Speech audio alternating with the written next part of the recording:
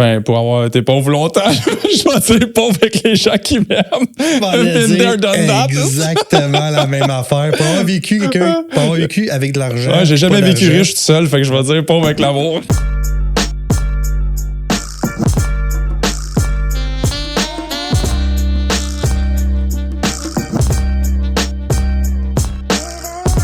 Je suis curieux. Tu sais, ça fait plusieurs projets quand même là, que je pars, puis que tu m'entends partir à gauche, à droite, tabarouette. Puis je suis pas mal sûr que bien des gens qui se posent cette question-là quand ils viennent pour se lancer en affaires, comment tu choisis un partenaire? Comment tu décides, est-ce que tu veux un partenaire ou pas dans ton aventure?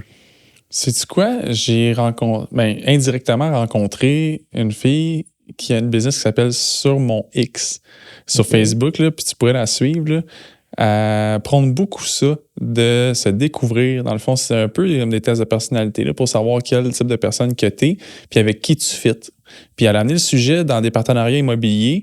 Puis justement, dans son parcours, elle racontait qu'elle s'est rendue compte dans son parc immobilier qui a réussi, tu sais, que c'est pas ça qu'elle aimait le plus. Puis elle s'est redécouverte dans ça, puis maintenant, elle amène son offre de service dans les partenariats. Puis les gens, ils apprennent, mettons, toi, t'es comme ça quand tu réagis à tel événement. Moi, je suis comme ça, on se complète là-dessus, ou là-dessus, on se rejoint moins, il faut faire attention à ça. Fait que je trouvais ça vraiment intéressant. Je te dirais que je le mets de l'avant, faire des tests de personnalité. Tu dis test de personnalité, mais mettons quelqu'un... Tu sais, t'es pas rendu là dans ton étape. T'es plus, mettons, au début où tu te dis, hey, j'ai telle idée, j'ai tel projet. Tu sais, est-ce que je vais me chercher un partenaire? Est-ce que je reste solo? Toi, comment tu décides ça de ton côté? Y a-tu quelque chose qui vient. Ben, dans le fond, faut que tu saches où tu veux t'en aller. Faut que tu saches comment tu vas y aller. Puis après ça, tu analyses tes forces puis tes faiblesses sur le chemin qu'il faut que tu fasses pour y aller. Puis s'il y a des compétences que ça prend que tu n'as pas, tu vas aller chercher chez quelqu'un qui les a. OK. Mais là, OK, tu as dit si t'as des compétences que tu n'as pas, tu vas aller chercher quelqu'un que tu as. Bon, on s'entend ça. Je vais donner un exemple. Mettons, j'ai un projet, je veux me lancer, puis moi, j'ai l'aspect tout financier, je veux m'occuper de la business. Puis là, ça me prend un programmeur. Ouais. Mais on s'entend que le programmeur, je peux aller l'engager. Ouais. Je peux m'engager un employé. Fait que pourquoi, qu'est-ce qui ferait que je voudrais dire, hey non, ce gars-là, je le veux comme partenaire, mon programmeur, pas comme juste employé. Je dirais sa vision. OK. Sa vision puis ses aspirations. Son implication. C'est là je voulais t'amener. Je sais pas si je te l'avais partagé. J'ai écouté un podcast. C'est même pas un podcast, ça veut dire c'est une vidéo YouTube de genre 2h30 de temps. Que le gars, il dit, dans le fond, comment de faire de 0 à 1 million. Et il explique tout son cheminement. Oui, je l'ai vu. Tu l'as vu? OK. Oui. Dans sa vie, le gars, c'est genre comme 0 à 1 million en 2h22. Ouais, 2h22. J'ai vu ça. Puis le gars, dans le fond, dans sa vie, il disait qu'il est rendu à sa 19e entreprise qui est partie. Il était investi dans 78. Dans le fond, compagnie, puis expliquer de A à Z comment trouver une idée, c'est quoi une idée, comment trouver un partenaire, toutes les espèces d'étapes. Puis j'ai aimé ça parce qu'il dit à un moment donné, il dit, on va revenir au partenariat, mais il disait, dans le fond, un projet, ça commence pas d'une idée. Ça commence d'une vision, de quelque chose que tu as le goût de partager, d'offrir aux gens. Puis après ça, l'idée se concrétise. Tu as le goût d'aider les gens, ça, c'est le début de l'idée. Parfait, dans quoi tu vas t'en aller après ça. Parce qu'il dit, si tu essaies de trouver quel produit tu vas créer, qu'est-ce que tu vas faire, et ça ne marchera pas. Ouais. Il dit, trouve-toi vraiment, là, c'est quoi qui t'anime, toi? C'est quoi qui te passionne? C'est quoi ta vision? C'est quoi tu veux offrir? Ben, c'est drôle de dire ça parce que tantôt, je m'en venais en char puis je pensais à mes dernières années. Je pensais au travail que je fais. Je pensais à de plus en plus, ces temps-ci, il y a des entrepreneurs qui me confient qui trouvent ça tough. Là, puis je pense que c'est une réalité. Là, en deuxième trimestre 2024, là, je pense que ça commence à frapper des gens. Puis je pensais à mon domaine puis au travail que je fais. Puis ça me rendait fier d'avoir un travail essentiel. Un travail que peu importe les situations économiques, les gens ont besoin des services qu'on offre. Puis ça vient vraiment nourrir mon besoin d'aider les gens, tu sais, puis mon sentiment d'accomplissement quand j'aide quelqu'un avec de quoi d'important dans leur vie. Je pensais à ça tantôt. C'est drôle que ton point me faisait penser à ça. Ben, et puis on partage ces valeurs-là aussi, tu sais, pour les gens qui nous écoutent. Moi puis Hugo, c'est tout le temps comme focusser sur comment qu'on peut aider, comment qu'on peut contribuer à la société, comment qu'on peut élever les gens. Puis peu importe la sphère que j'entreprends, ça a toujours été ça mon mindset. Puis après ça, je me dis juste, je vais l'appliquer dans ce secteur-là. Ouais. Tu sais, que ce soit là dans le courtage hypothécaire ou dans d'autres projets que j'ai connexes, que ce soit avec le podcast aujourd'hui ou l'autre projet qui est tenu secret pour l'instant que j'ai. Donc, mais c'est ça. Puis, tu sais, j'ai aimé parce qu'un bout, il disait comme comment tu trouves tes partenaires, comment tu fais « Ah, ça, c'est un partenaire. Puis c'était vraiment, il expliquait dans la vidéo que il faut que ce soit quelqu'un qui va vraiment... je vais y aller aussi avec ma version à moi. Moi, je trouve qu'un partenaire, c'est quelqu'un qui va venir te compléter dans le début de l'aventure. C'est quelqu'un que tu dis, il va être prêt à s'investir autant que moi dans le projet, qui va être prêt à mettre le temps et l'énergie qu'il faut, puis qui amène un set de compétences que toi, tu n'as pas. C'est ça qui le démarque d'un employé. Fait que souvent, même quand c'est pas en démarrage, ça arrive aussi. Qu'il y a un partenaire qui arrive à un moment donné après une couple d'années, puis ça rafraîchit, dans le fond, la culture de l'entreprise. Puis il faut faire attention, de ne pas prendre n'importe qui comme partenariat, de ne pas juste prendre des partenaires pour prendre des partenaires. Il faut qu'il y ait une plus-value dans les deux, puis il faut que vous les deux, vous partagiez la même vision. Pour moi, j'ai toujours dit un partenaire, c'est un mariage. Un partenariat veut dire c'est un mariage entre deux personnes. Il faut que tu t'entendes, puis il va y avoir des hauts, des bas, puis il va falloir des fois que tu supportes l'un et l'autre. Je suis content que tu parles de mariage parce que c'est là que je m'en allais, moi aussi. Dans le fond, tu parles pas de te marier après la deuxième rencontre, dans le fond. Il y a une couple de temps qui se passe avant, puis avant de te marier, tu as envie de goûter un petit peu au haut puis au bas, puis de la cohabitation avec la personne. Fait que je pense que le partenariat, c'est pareil. Là. Je pense que tu peux faire un bout en collaboration ou en essai là, avant de te lancer. Là. Ou du moins, si c'est pas la possibilité, mettons, de faire de la collaboration ou de l'essai, exemple, tu as une idée, un projet que tu veux élaborer avec quelqu'un, ça peut être juste de faire plusieurs rencontres étalées sur développer l'idée, développer le projet, jaser ensemble, est-ce qu'il y a un fit, développer la vision. Dans le fond, bâtir le plan d'affaires à deux. Si à la fin du plan d'affaires, vous êtes pogné 152 fois puis vous avez le goût de vous arracher les cheveux, peut-être pas le bon partenariat. Il y a une phrase que mon partenaire m'a demandé en immobilier là, que j'ai vraiment aimé. Il m'a dit, si on se pogne et t'es vraiment en crise après moi, là, si je t'appelle demain, tu vas-tu me répondre? On dirait une relation amoureuse. C'est ça. Ça arrive. Non, ça arrive, mais de là, mon exemple, c'est comme un mariage entre deux personnes. Oui, puis ça arrive des fois, puis je suis comme, regarde, je vais te dire ça parce qu'on s'est dit là, qu'on se rappelait pareil, no matter what, puis tout ça, là, puis on se dit ce qu'on a à se dire, là, puis c'est comme ça. On n'est pas toujours d'accord, puis ça arrive, mais après ça, on est des adultes, puis on est responsables, puis on est professionnels. Mais tu sais, ça amène à un autre point dans l'entrepreneuriat puis dans le développement. Puis on est dans une société aujourd'hui, puis c'est parce que tantôt, je regardais ça. J'ai fait des vidéos pour la bannière multiprès. Ouais. Tu sais, il y avait besoin de quelqu'un. Il y avait besoin d'un bon joueur de ping-pong. Ouais, d'un bon joueur de ping-pong, le maître ici. Ils m'ont fait perdre. C'était tellement drôle, anecdote, là. Je suis vraiment bon au ping-pong. Puis là, fallait juste comme. On avait une demi-table, puis dans le fond, ils nous filmaient chacun notre tour. Et là, ils m'envoyaient des balles. Mais moi, je peux les envoyer pas mal n'importe où. J'arrêtais pas de les envoyer dans l'entier, pogner à la tête de la personne, C'était tellement puissant. J'arrêtais pas de l'envoyer partout. Fait que quand ils nous ont demandé de faire un smash, t'aurais dû voir tout le monde aller se cacher, se protéger. Mais non, ça, tu sais, ils m'ont demandé, avec d'autres courtiers, j'étais pas le seul, faire des vidéos. Puis c'est dans le but de faire booster la plateforme multiprès et de se faire connaître au départ. Fait que là, je m'en vais voir des fois dans les capsules. Mais merci. J'ai vraiment eu du plaisir à le faire. C'était l'agence Cartier, je pense, qui était... Je l'ai pas coupé, mais j'avais trouvé ça bon. Je sors vraiment, pour les gens qui nous écoutent, je sors extrêmement de ma zone de confort quand je fais des vidéos, des choses de même, parce que c'est pas là où je suis nécessairement... Je me sens le plus aisé, mais ça a l'air que ça paraît beau. Non, on pourrait croire que tu l'es. Mais c'est pas le cas. mais ouais, c'est ça. Puis des fois, je vais voir les commentaires parce que je me rappelle que quand j'avais fait les vidéos TikTok de mon côté, on m'avait déjà conseillé sois actif. Ouais. Puis j'avais remarqué que la plateforme Multiprès n'était pas super actif dans leurs commentaires. Elle veut dire réplique pas. Fait que moi, j'ai fait parfait, mais dans mes vidéos, je vais aller commenter, je vais répondre aux gens. Puis là, en plus, il faut que je fitte au fait que c'est pas moi qui ai fait le coupage du vidéo. Fait que des fois, c'est peut-être pas 100% de ce que j'avais dit. Fait que là, je me mets à répondre à des commentaires. Puis j'essaie toujours même quand je me fais ramasser, de répondre quelque chose d'intelligent. Puis juste de faire, hey, je lis les commentaires à un moment donné, c'est juste marqué gros crosseur. Tu réponds quoi ça? J'ai juste répondu genre, hey, bobo, tu dois être vraiment fâché puis pas m'aimer. Ouais, je l'ai vu. Puis pas me connaître, tu sais, de quoi de même. Je pense que j'ai vu votre discussion. Mais j'ai juste fait ce commentaire-là, c'est tout. Mais j'ai fait comme, tu réponds quoi à ça? Puis ça m'amène à ça. Tu sais, des clients, on va en avoir, des clients fâchés, des clients pas contents. Des fois, ils peuvent penser qu'ils ont toutes les raisons du monde alors que c'est peut-être juste une mauvaise communication. C'est souvent ça. Puis des fois, on est bon pour se créer une histoire puis de se craquer sur on l'alimente après. On n'arrête pas de l'alimenter. Ouais. Puis là, l'histoire est plus rendue ça pas en tout. Puis finalement, on s'est fâché pour rien. Je pense qu'il t'est arrivé de quoi en fin de semaine. Hein? Ouais. Puis c'est pour ça que je ne fais pas de rencontres la fin de semaine. Puis que j'ai pas d'échange avec les clients. C'est un peu le edge des journées pédagogiques, puis de vacances, puis fériés. Là, ce qui est le fun, c'est que tu peux faire tes suivis puis écrire aux gens, puis tu n'as pas de retour de leur part parce qu'ils sont off. Mais là, j'ai rencontré une entreprise que j'ai déjà travaillé avec eux dans le passé pour le plan d'assurance du PDG. Puis là, le PDG quitte, puis ils ont engagé un nouveau PDG.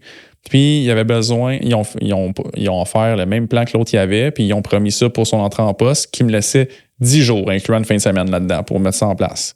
Ah oui. Pour les gens qui nous écoutent, mettre en place un plan d'assurance, ça peut prendre 0 à 3 mois. Là, ils donnent 10 jours Ouais, 10 jours non livrables, ouais. Puis, c'est 0 à 3 mois pour mettre en place un plan d'assurance, puis ça peut prendre 3 mois s'il y a un rapport de médecin à commander. Puis c'est pour ça qu'on fait une entrevue de présélection avant pour savoir est-ce que tu as des diagnostics récents, des arrêts de travail, des médicaments, des habitudes de vie ou toute autre raison qui pourrait influencer la décision de l'assureur dans la tarification. Puis, lui, évidemment, il y avait une raison, dans le fond, là, qui rendait son dossier un petit peu plus corsé. Mais j'ai dit, écoute, tu n'auras pas ton contrat d'assurance pour la date que tu veux, mais si tu fais un paiement en envoyant ta proposition, tu peux avoir une note de couverture provisoire. Ça veut dire que tu es assuré durant le traitement du dossier. Si jamais tu es refusé, ils te remboursent ton mois que tu as payé. Puis si jamais tu es accepté, ton premier mois, il s'applique. Ce que je recommandais toujours à l'époque à mes clients, je disais, t'es pas perdant là-dedans. Non, mais des fois, il y en a qui ont déjà une couverture qu'on remplace. Ouais, quelqu'un qui n'a pas, exact. Quelqu'un qui n'a pas, mais c'était ça l'option. Puis il m'a écrit samedi, tu sais. Il m'a dit, je veux savoir c'est rendu où. Dans le fond, si les prélèvements ont été faits dans le compte, ça veut dire que ta note de couverture est appliquée, dans le fond. Puis il y a juste un des 3 assureurs qui a pris la note de couverture parce qu'il y avait vendredi off. Lundi, c'était lundi de Pâques. Vendredi, c'était vendredi saint. Fait que, il m'a fait comprendre, il était pas content en me disant, je croyais avoir été très clair que je voulais ça pour le 1er avril. Fait que là, moi, je me suis dit, je sais, je comprends, c'est pour ça. Là, cet échange-là, ça fait juste par courriel ou là, tu l'as appelé? Non, il m'a texté. Il m'a texté samedi matin pendant que j'étais avec mes enfants. Ouais.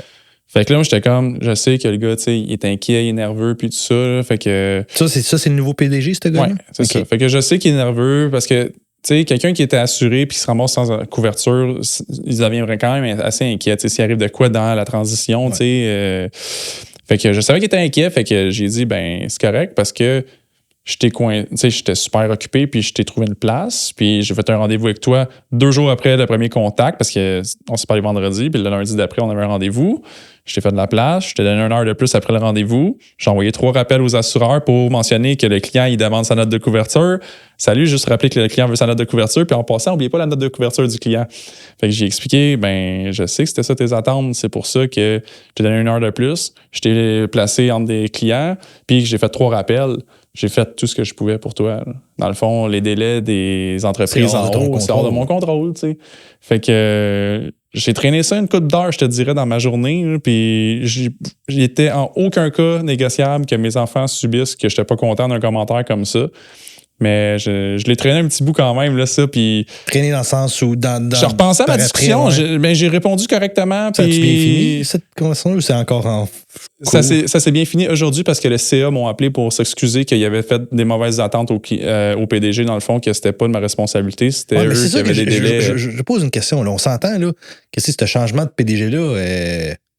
c'est impossible. C'est impossible. Mais dans le sens où tu changes ton PDG... D'un, le CA doit être au courant qu'il faut qu'il rassure le nouveau PDG. De 2, pourquoi ils se sont prêts à la dernière minute? C'était ça le point. Fait que aujourd'hui, ils m'ont appelé en me disant qu'ils prenaient la responsabilité dans le fond de la situation, puis que malgré que lui était toujours inquiet aujourd'hui parce que c'est pas complètement réglé. Dans le fond, sa première journée aujourd'hui après le long congé, qu'ils prenaient la responsabilité des attentes qu'ils ont données au PDG, puis qu'ils allaient s'occuper dans le fond de ça. Puis je dis, écoute, si jeudi, il n'y a pas de prélèvement qui a été fait, rappelle-moi, puis je vais m'assurer d'appeler plus haut pour dire, écoutez, on l'a demandé une couple de fois, là, il serait temps que ça se fasse, tu sais. Fait que c'est ça, j'ai traîné un petit peu mes émotions une couple d'heures après parce que je savais que j'avais tout donné. Puis là, je continue à dire, puis en plus, j'ai tout donné, puis là, j'arrêtais pas de l'alimenter, parce que cette personne-là, elle s'est vidée sur toi.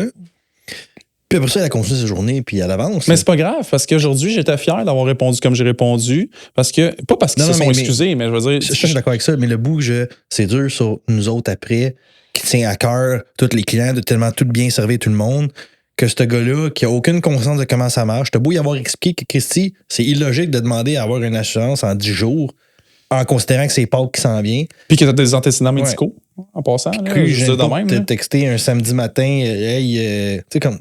Ben, il a rajouté une ligne de plus que je sais pas si je peux dire, parce qu'admettons qu'il écouterait, là, il va savoir que c'est lui que je parle, là, mais il m'en a placé une qu'il a dépassé, je pense, la limite qu'il avait le droit, genre, pour un samedi, par rapport au service que j'ai donné.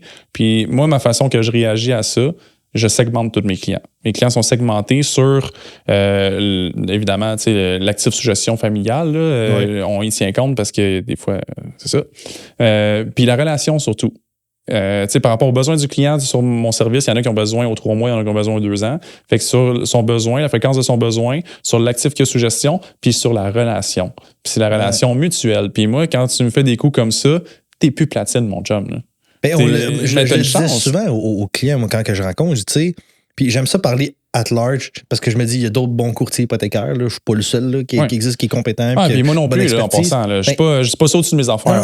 Non, mais en voulant dire, je dis souvent aux clients, parce que même s'ils me rencontrent moi, je leur ouvre la porte pareil pour d'autres, tu sais, quand vous allez choisir votre professionnel, là, que ce soit un autre courtier hypothécaire ou un planificateur, peu importe, assurez-vous que ça clique. C'est ça. Que vous avez le goût de la rencontrer, cette personne-là, parce que tous ces professionnels-là vont vous offrir un service qui, je l'espère, vont être un service à long terme. Donc, veulent vous accompagner tout au courant de votre vie.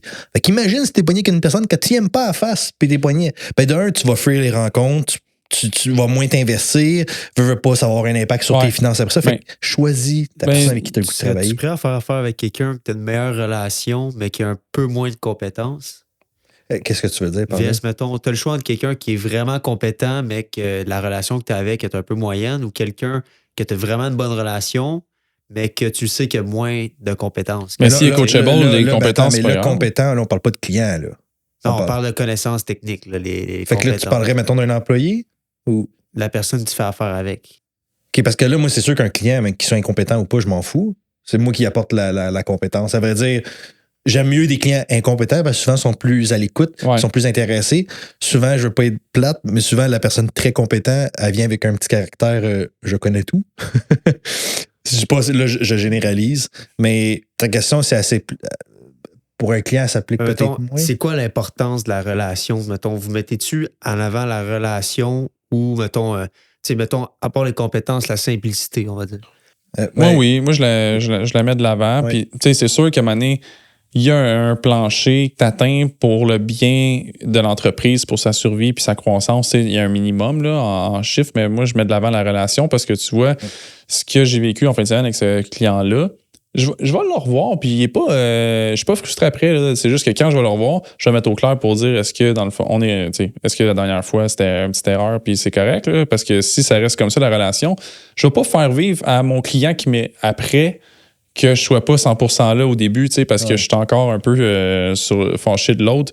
La personne avec qui j'ai une bonne relation, elle mérite un service impeccable. Quand je suis avec elle, là, c'est all-in avec elle, puis j'ai pas toujours le temps de faire la transition. Fait que si j'ai une relation, puis c'est un client, puis il me tire plus de jus, ben je vais le savoir quand je vais ouvrir son dossier. Je l'ai catégorisé en me disant, ben lui, des fois, on est so-so, fait que je vais m'en attendre. Ben, puis moi aussi, je vais prioriser vraiment la relation que j'avais dit dans la vie en général. Maintenant, ça n'a pas toujours été le cas, mais maintenant, je privilégie beaucoup la relation que je vais avoir avec la personne. Avant, je prenais tout. Puis, oui, mais là, on parle pas juste des clients. Je parle vraiment comme en général. Moi aussi. Je privilégie ça. Puis, j'ai le goût de... Moi, j'ai toujours dit, je sais que je suis un fonceur dans la vie. Je sais que tu me vois aller comme je défonce les portes, j'ai pas peur, je lance des projets. Puis, j'ai le goût d'apporter des gens avec moi là-dedans. Puis ces gens-là, j'ai choisi. Puis mon but, c'est pas qu'ils me disent « Hey, merci de m'avoir... » Non, c'est juste « Hey, je veux ouvrir des opportunités à d'autres gens que peut-être j'aurais aimé qu'un jour, on le fasse avec moi. Malheureusement, c'est jamais arrivé. Fait que j'ai décidé d'être cette personne-là. Ouais. J'ai décidé d'être, à vrai dire, toute la personne que je deviens, c'est souvent beaucoup basé sur comment j'aurais aimé que moi, que les gens soient avec moi. Puis je me dis, ben, je vais être de même avec ceux qui m'entourent. Fait que ce soit de redonner, d'être présent, d'être tout le temps joyeux, puis de m'entourer de gens que j'aime, puis après ça, d'inclure ces gens-là dans mes projets, dans des trucs funky que j'ai, puis de bien choisir, puis qui sait, peut-être même changer leur vie en même temps que je change la mienne, tu sais. Ben, sais-tu quoi? J'ai parlé tantôt avec un conseiller qui a fait un gros move dans son cabinet. J'étais tellement content pour lui. Je l'ai appelé pour lui dire félicitations là, après. Là. Puis ça m'a tellement craqué là, de voir comment il était craqué puis comment il était fier de lui puis qu'il soit content que je dise good job. Ça m'a... c'est pas moi qui ai eu le win, là, mais ça m'a tellement craqué de partager sa victoire parce que je l'ai vu bûcher puis j'ai vu que finalement ses affaires ils ont levé puis on s'est genre dit... Je savais que j'étais capable de le faire, mais je savais que c'était pas garanti que j'allais le faire. Puis là que je l'ai fait, genre... Tu sais, qu'est-ce que tu viens de dire que j'aime? T'es servi de sa réussite pour te craquer de toi. Ouais. Tu sais, souvent on dit comme les Québécois, on chiale sur le succès des autres. Mais je pense qu'il y en a quand même une grosse portion qui font juste pas commenter, qui sont juste pas présents, mais qui écoutent. Ouais. Puis ils servent de ça, de la réussite des autres pour se craquer. Ça trace le chemin pour toi. Tu fais-tu du ski ou de la planche? Oui, du ski. Oui, mais tu fais-tu des sauts des fois, des sous-bois, des trucs comme ça? Sous-bois, oui. Okay. Saut, me pète la gueule. Mettons, là, t'arrives en avant d'un sous-bois, là, tu fais pas pour moi, ça. Puis je te dis, viens-t'en, suis-moi. Ouais, c'est plus facile de suivre les pas de quelqu'un qui a tracé un chemin. Puis qu'à la limite, peut-être. S'il le fait, c'est possible. Ouais. S'il le fait, ça se fait. Ben, j'ai décidé que je voulais être cette personne-là. Ouais. Qui trace le chemin puis qui en amène une coupe avec moi là-dedans. Puis en même temps, ben, je veux pas. C'est que je m'entoure de gens qui vont m'aider aussi. Exact. C'est donnant-donnant. Ouais. Mais je suis curieux là-dedans. Si on parle d'argent, on parle de relations, on parle de comment s'entourer. T'avais à choisir entre l'amour ou l'argent? Ben, l'amour. OK, pourquoi? Parce que je suis marié depuis 10 ans. Je suis avec ma femme depuis 14 ans. On a eu des hauts puis des bas, des très hauts, des très bas. Puis ce qui nous a toujours ramenés ensemble, c'est l'amour. Attends, je pense que j'ai mal posé la question. C'est Max qui avait posé ça tantôt, mais c'était quoi exactement? Ben, la vraie question. Selon vous, tu sais, parce que l'argent, ça peut être considéré comme une valeur, tu sais. Mais pour vous, c'est quoi le plus important? Mettons, t'aimes-tu mieux vivre avec des gens qui t'aiment toute ta vie, puis être pauvre, ou vivre toute ta vie riche, mais avoir personne qui t'aime autour? Ben, pour avoir été pauvre longtemps, je vais dire pauvre avec les gens qui m'aiment. Exactement la même affaire. Pour avoir vécu avec de l'argent. Ouais, j'ai jamais vécu riche tout seul, fait que je vais dire pauvre avec l'amour. OK, ben, je vais te dire, j'ai vécu tout seul avec de l'argent, pas multimillionnaire, avec de l'argent, bien. J'ai vécu pas une scène, j'ai vécu avec de l'amour, pas d'amour. Puis Colin, avec de l'amour, j'étais Christmas. Moi, je pense que l'amour, il n'y a rien de plus fort. Je préfère être pauvre puis être entouré de gens qui m'aiment puis que j'aime que d'être riche tout seul. Pourquoi? Parce que l'amour, ça t'amène un feeling de... Comment je pourrais te dire ça? C'est comme si tu te sentais plein. Tu te sentais comme levé. C'est que ça donne un sens à ta vie. Ça donne un sens à ta vie. Ça te donne un coup de pied dans les fesses. Il y a bien de choses que je fais dans la vie parce que je veux rendre les gens autour de moi fiers. Parce que je sais qu'ils m'aiment, je sais qu'ils croient en moi. Puis, tu sais quoi? Je veux pas les décevoir. Fait que sans ces gens-là, probablement que même si tu me donnais plein d'argent, ben j'aurais pas autant. Puis tu sais quoi? J'ai jamais été aussi fonceur que depuis que je suis parti de zéro. Dernièrement avec le portage hypothécaire où je me suis tout all-in, je me suis accoté au mur, puis j'avais côté au podcast, j'ai même défoncé le mur. Mais j'ai réalisé que si j'avais eu trop d'argent, peut-être que j'aurais eu moins cette drive-là au départ. Mais probablement. Puis moi, j'aurais clairement été moins humble là, si j'avais réussi rapidement. C'est tout ce qui est ironique là-dedans, c'est que je me mets autant de pression à réussir financièrement pour pouvoir en faire partager les gens autour de moi, pour pouvoir en faire profiter les autres puis le partager. J'ai comme l'impression que plus ça prend de temps, puis moins qu'il va y avoir de gens. Tu sais, ma mère, maintenant, va avoir un certain âge, tu sais, puis j'ai l'impression que je me mets beaucoup de pression avec ça aussi pour pouvoir justement il faut que je me sécurise moi, puis il faut qu'après ça, après, je peux partager. Là, fait que, puis en plus de partager, puis je sais que souvent je parle pour moi, mais je parle aussi pour nous deux, dans le sens qu'on se ressemble beaucoup sur ces points-là, mais moi, j'avais déjà dit, Je me rappelle un moment donné quand je gagnais un peu mieux, très bien ma vie, mettons. C'était comme. On disait qu'ils vont penser qu'on est des broke, là. Ouais, c'est ça. Sont-ils professionnels en finance, eux autres, ou c'est des pauvres? Mais quand je faisais pas les poubelles, puis je ramassais mes petites cannes, et puis j'ai rien contre ça en passant, là. Ça prend du gars de s'en tabac. J'ai 3 caisses de 24 vides super maison, là. Bon, c'est bon, je vais passer. Si jamais sont pleines, je peux éviter avant aussi, hein. On peut s'arranger. Non, c'est ça. Fait que c'est ce que j'ai perdu le fil, c'est que je m'en allais avec ça. Mais oui, c'est ça. Quand je disais que j'avais un petit peu plus, mettons, les moyens, où j'étais un peu plus aisé, tu sais, souvent, mettons, je disais à des amis, hey, tu sais, je t'invite au restaurant, on s'en manger à telle place. Puis souvent, j'ai réalisé que ça pouvait créer peut-être un petit malaise de se faire inviter. Puis à un moment donné où je me suis assis avec eux, j'ai expliqué ma philosophie. Puis je suis comme, tu sais, mettons, moi, j'ai la chance, parce que c'est une chance. Oui, j'ai travaillé pour créer cette chance-là, mais c'est une chance que je réussisse quand même bien. Ouais. Parce qu'il y en a d'autres qui peuvent travailler super fort, malheureusement, ça ne viendra pas avec. Fait que j'avais cette chance-là, puis je me suis dit, moi, j'ai envie de vivre certains moments, certaines expériences, que ce soit culinaire, peut-être un voyage. Mais sais-tu quoi? J'ai pas le goût de les vivre tout seul. Puis au lieu de m'entourer de gens qui font les mêmes revenus que moi, mais avec qui je m'entends pas, je préfère vivre ces événements avec des gens que j'aime. Mais ces gens-là ont peut-être pas la chance que j'ai d'avoir les mêmes revenus. Fait qu'au lieu de te forcer à dépenser dans l'événement que j'ai le goût de vivre, je vais te le faire vivre. Je suis égoïste, je pense à moi, je vais vivre un beau moment avec une personne que j'aime. Puis la personne a fait comme, ben vu de même, go, on va y aller. Puis, 3 shots! C'est ça, tu sais. Mais ça a toujours été ma philosophie. Je veux créer des beaux moments. Mais puis ça je prend sais que son c'est pas sens facile. quand tu le vis aussi. Quand tu le vis, ça prend son sens. Tu sais, mettons, d'aller à Disney avec tes enfants, là, de les voir émerveiller, puis de voir la magie dans leurs yeux, puis de les voir triper. Là, c'est là que tu catches pourquoi t'es là. Tu sais. Ma femme, des fois, elle me dit tente pas en aller là-bas. Je dis mais non, mais quand je vois ma fille émerveiller, puis mon gars, puis je les vois rire, puis c'est sincère, puis. Ça te donne. Oui, c'est pour ça qu'on fait ça. Oui. Puis tu sais, tantôt, je mets vraiment les mots là-dessus, puis je veux vraiment le préciser. J'aime pas utiliser les mots travailler fort puis dur. Parce que c'est pas synonyme de succès, c'est pas synonyme d'argent. Puis des fois, peut-être plus jeune, j'avais tendance à dire comme ah ouais, moi, je travaille bien fort, fait que ça va être payant. Ou tu sais, je réussis, c'est parce que je travaille fort. Non. Si tu réussis, c'est pas nécessairement parce que tu travailles fort. Travailler fort n'est pas synonyme de réussite. Il y a un facteur. Mais est-ce que tu penses que réussite fonctionne sans travailler fort? Mais je pense pas que c'est travailler fort. C'est travailler intelligemment. Ouais. Parce que tu peux travailler fort, mais travailler dans le vide. Ben, il y a ça aussi. C'est ça. C'est que je pense que c'est juste les choix de mots que je trouve qui sont importants. Travailler intelligemment, travailler de la bonne façon, mais travailler fort, comme je te dis. Tu pourrais, mettons, regarde, je vais pas être poche, mais tu décides que tu vas travailler au Walmart. Tu travailles vraiment fort. Tu es vraiment un bon employé. T'as beau travailler fort, faire 80 heures par semaine, ça serait pas ça. Travailler intelligemment, ça pourrait être, tu fais ton 80 heures, l'excédent, tu la mets de côté, tu l'investis dans des projets à gauche, à droite. Oh, là, ça, c'est travailler intelligemment.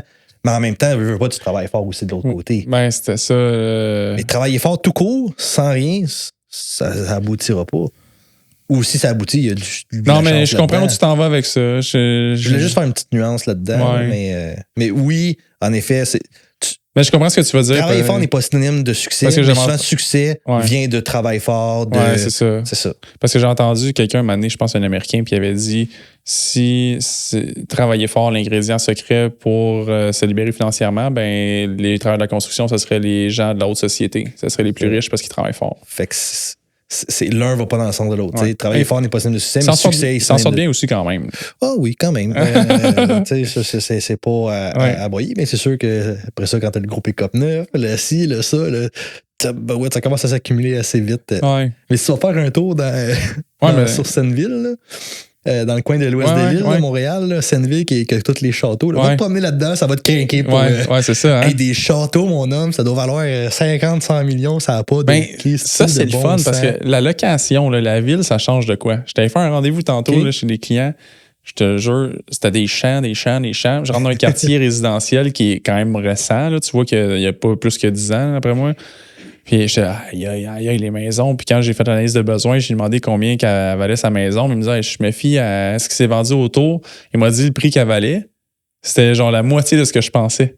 Je capotais, je te jure. OK, là. fait que tout s'en est comme parce que c'est une belle maison. Je pensais, moi, ça donnait 7 chiffres. Là. Puis moi, je te jure, des manoirs. Là. C'était genre 3 garages. Mais parce que t'es reculé. Puis... Ouais, parce que t'étais comme 17 minutes, genre de Beauharnois, mettons. Ben, t'as pas les services proches, comme, mettons, Vaudreuil ou West Island. Ça a un impact, je pense. Je te dis, j'étais tellement sur le choc, je suis sorti de là, j'ai appelé ma femme. J'aurais dû prendre des photos du quartier, là, mais que je retourne, je vais en prendre. Mais c'était épatant. C'est là, des fois, où je me dis, c'est intéressant d'avoir une. Où t'es chanceux quand t'as une job qui peut te permettre de travailler, mettons, à distance, de pouvoir te reculer, peut-être aller chercher des propriétés qui sont un petit peu plus intéressantes ou moins dispendieuses. Ou... Ouais. C'est drôle, j'ai rencontré quelqu'un qu'on m'a référé, un client, qui m'avait dit dans son ancienne vie qu'il avait travaillé, dans le fond, chez Air Canada. Puis il m'expliquait à quel point il y avait des packages pour voyager. Moi, je connais pas. Ce que j'aime de ma carrière, puis je pense que la tienne, c'est la même affaire, c'est qu'on découvre des métiers qu'on connaît pas. Ouais. Et tabarouette! Moi qui est curieux dans la vie. Il y en a des opportunités de job dans la vie. Des fois, là, je peux passer comme ce client-là sur une rencontre de 1 heure. Une chance, j'avais pas de client après. Là. On a passé 45 minutes à juste parler, tu sais, quand ça connecte bien avec quelqu'un, à juste parler de sa job, de plein d'événements. Et le gars, il entamait des histoires. Tu sais, il me dit, ben justement, la semaine passée, j'étais à Tulum. Je fais comment à Tulum? Ben, je suis parti le vendredi avec mon chum, puis je suis revenu dimanche. Juste tabarouette, c'est fun. Tu sais combien ça a coûté? 50$. Son chum travaille encore chez Air Canada. Fait qu'il dit, c'est genre 50$. Il dit, moi, à Noël, j'étais allé magasiner à Londres.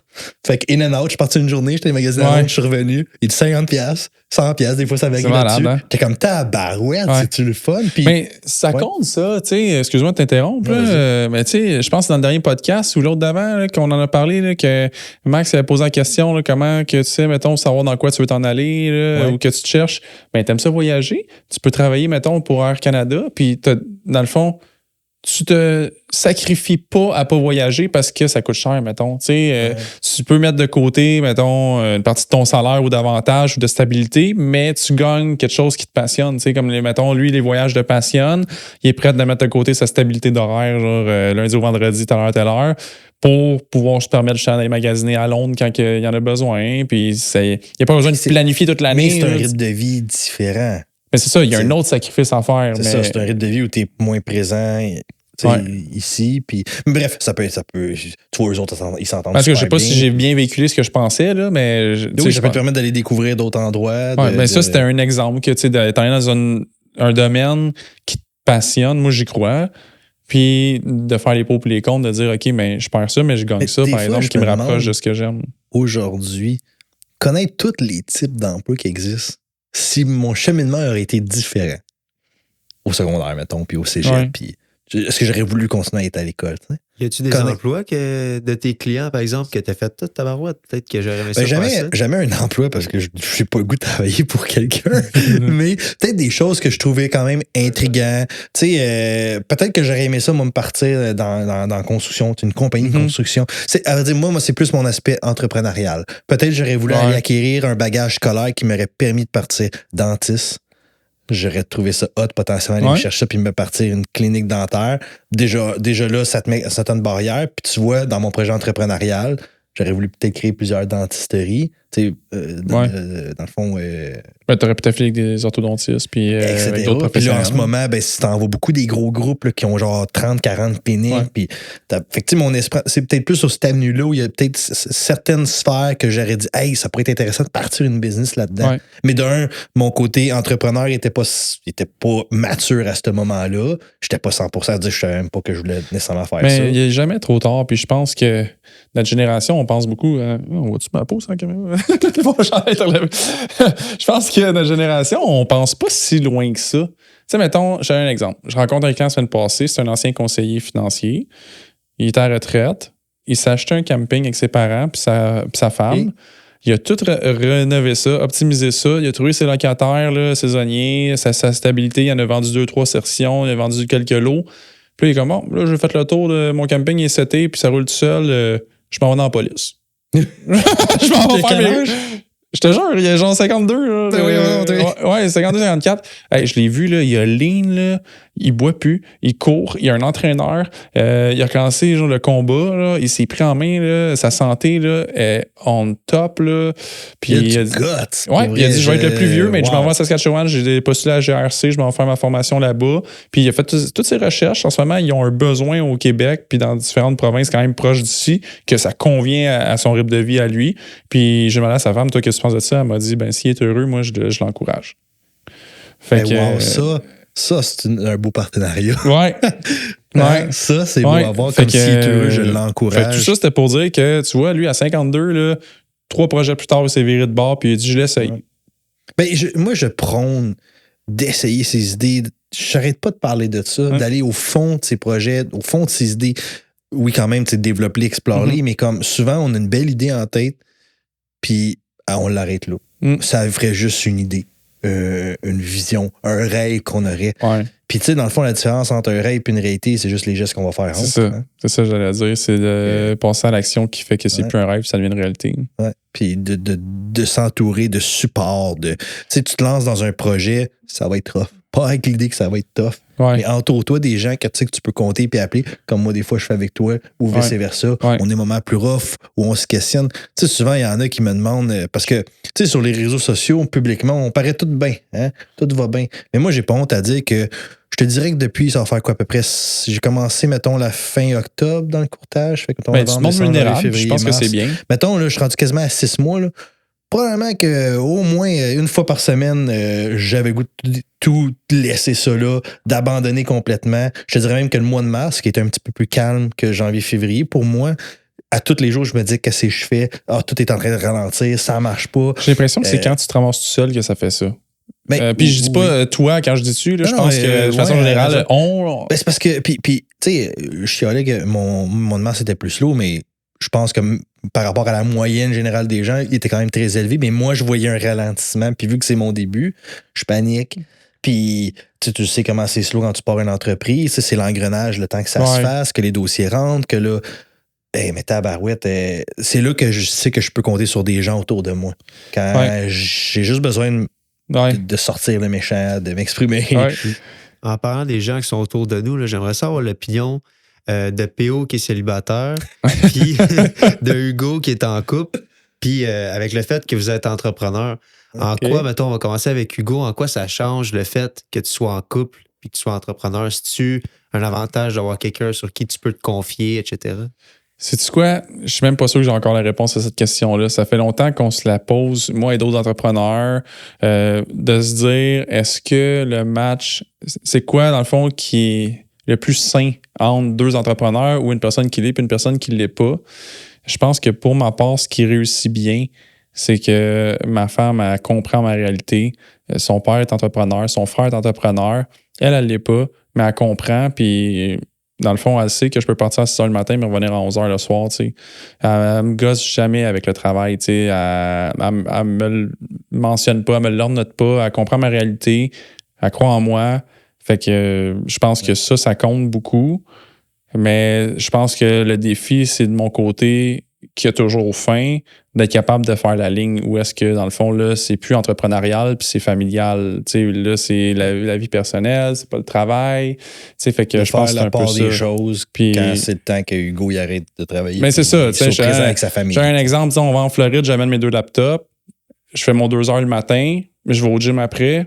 On est en vacances, ça, mais elle chiale pas. Sauf qu'après ça, quand on est rendu qu'on visite un parc, puis je check encore les charts sur mon téléphone, elle a le droit de me le dire là, comme décroche. Là. Arrête, là. Tu penses-tu que PO, il y a un avantage d'être célibataire? Je pense que ça joue de façon favorable à sa croissance, c'est sûr et certain. À ce point-là, moi, célibataire, puis en passant, moi, j'ai envie, Hugo, dans le sens où j'aimerais ça, rencontrer justement une personne avec qui je peux partager ça, avec qui je peux développer mes projets, puis avec qui je peux les partager. J'ai pas le goût de... Je suis rendu avec du succès, puis c'est là que je rencontre une personne, puis elle a pas vu tous les défis, tout ce que j'ai dû surmonter au courant de ma vie, puis qu'elle fait comme, ça a été facile. Non, j'ai le goût d'une personne qui va voir tout ça se développer puis se concrétiser. C'est pas nécessairement évident. Mais je dois avouer que j'ai une chance. On en parle souvent. Je travaille 7 jours sur 7, 24 heures sur 24, du matin au soir, sans arrêt. Je suis comme... Puis on parlait justement de temps ça, parce que je suis rendu comme à 3 projets. J'ai mon cabinet en courtage hypothécaire. On a le podcast ici et j'ai le 3e que je garde secret.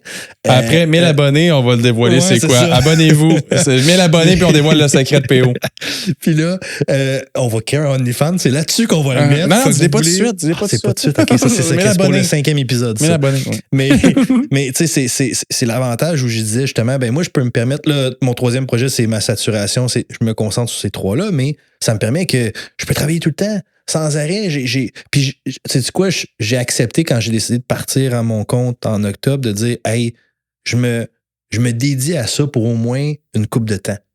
Tu sais, je cherche pas à avoir une relation, je cherche pas à faire, je veux me dédier à ça puis me donner 100% parce que veux pas, Si je décide de dire je veux me mettre à dater, je veux voir quelqu'un, ou puis ça peut arriver, là, tu sais, je rencontre quelqu'un, mais je veux dire, je partais pas avec ce minding-là en partant parce que je me disais, là, il va falloir que je consacre du temps, il va falloir que, à moins que je rencontre quelqu'un qui comprend ma réalité puis qui l'accepte. Puis oui, ça se trouve. Fait que non, c'est ça. Fait que je me suis carrément... oui, je pense que j'ai un avantage sur ce plan-là, mais je pense que aussi Hugo a un avantage qui est le fait qu'il y a quelqu'un sur qui il peut s'épauler. C'est juste que moi aussi, je l'ai, il s'appelle Hugo. Fait que, tu sais, je m'en vais le chercher de cette manière-là, mais ouais, je pense que j'ai un solide avantage. J'ai pas d'enfants à aller coucher. On va enlever le côté femme, on va rajouter des enfants. J'ai pas d'enfants à m'occuper, là. C'est mon chat, c'est tout. Là. Ouais, c'est sûr que moi, ça a une influence. Hier, mon fils a un cours de BMX, ma femme était là avec, c'était à Bromont, on était à Vaudreuil, fait que c'est une bonne heure et demie de route. Là. J'étais avec ma fille, puis je me disais, mais elle va se coucher à 7h30. Elle va niaiser jusqu'à 8h30. Là. Mais après, je vais pouvoir travailler. D'habitude, quand que je travaille à la maison puis que ma femme est là, à 6, je rembarque sur mes rendez-vous. Fait que là, je commence quasiment 2 heures plus tard que mon heure. Je sais qu'elle va être off demain matin. Là. Je sais que je vais me coucher minimum 10h30, 11h. Ouf.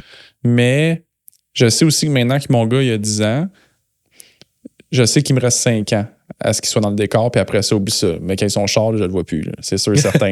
Il est bye-bye. Fait que je sais que, tu sais, je dis ça, mettons, pour les gens qui sont entrepreneurs puis qui ont des enfants, là, il y a de l'adaptation à faire.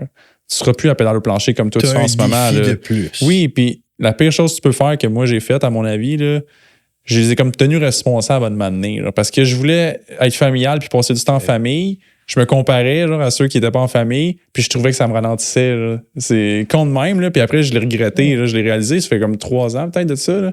Je t'ai dit, non, dans le fond, dans 5 pour mon gars, 10 pour ma fille, ils font leur vie, puis je me ramasse tout ça avec ma femme. Là. Fait que ce que je vis en ce moment, là, c'est pas éternel. Là. Genre qu'ils soient autour de moi quand je suis là, qu'ils me partagent leur journée, que je vis avec eux leurs émotions parce que là, ils se fait une blonde, ils se fait un chum, ils sont plus ensemble, puis c'est un autre type de défi, c'est un autre... Je vois pas ça comme des inconvénients des deux côtés. Non. T'sais, on a chacun nos avantages. Si on fait juste parler purement de temps, tu sais, j'ai un avantage de temps.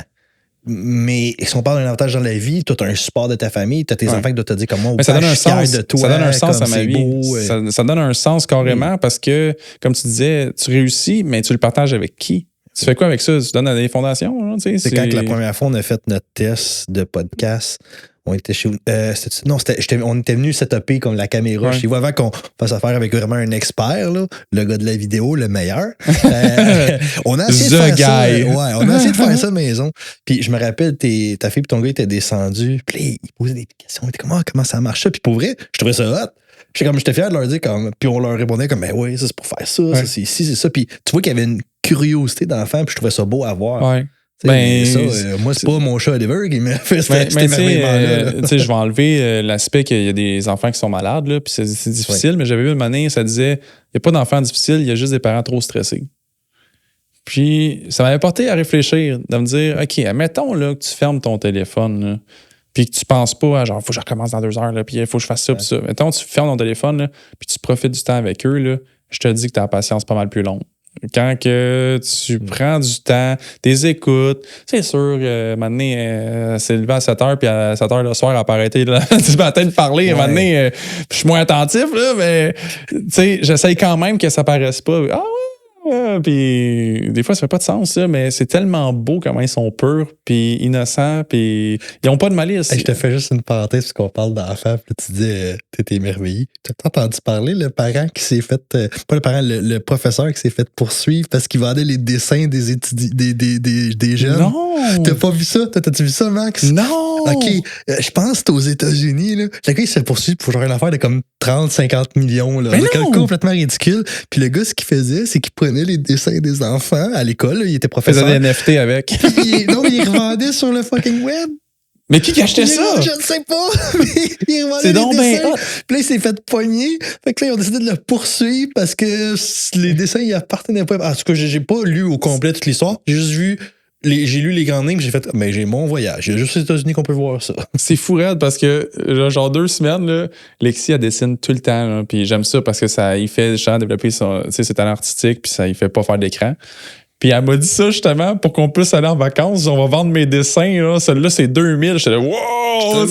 Des fois, tu regardes des œuvres d'art. Puis mais là, je l'écoutais. J'étais comme, ouais, OK, on va les vendre. Après ça, se tourner en recyclage. Mais c'est fou que tu dis ça.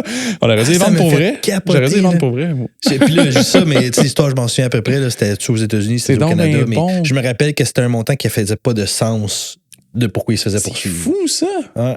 C'est capotant. Je suis vraiment. Écoute, il y a peut-être une petite merveille qui dort sur mon frigidaire. Là. Tu le sais pas, toi, le futur Picasso? Ouais, écoute, si les cartes de Pokémon peuvent valoir des millions, imagine les dessins Alexis. Ah, tabarouette.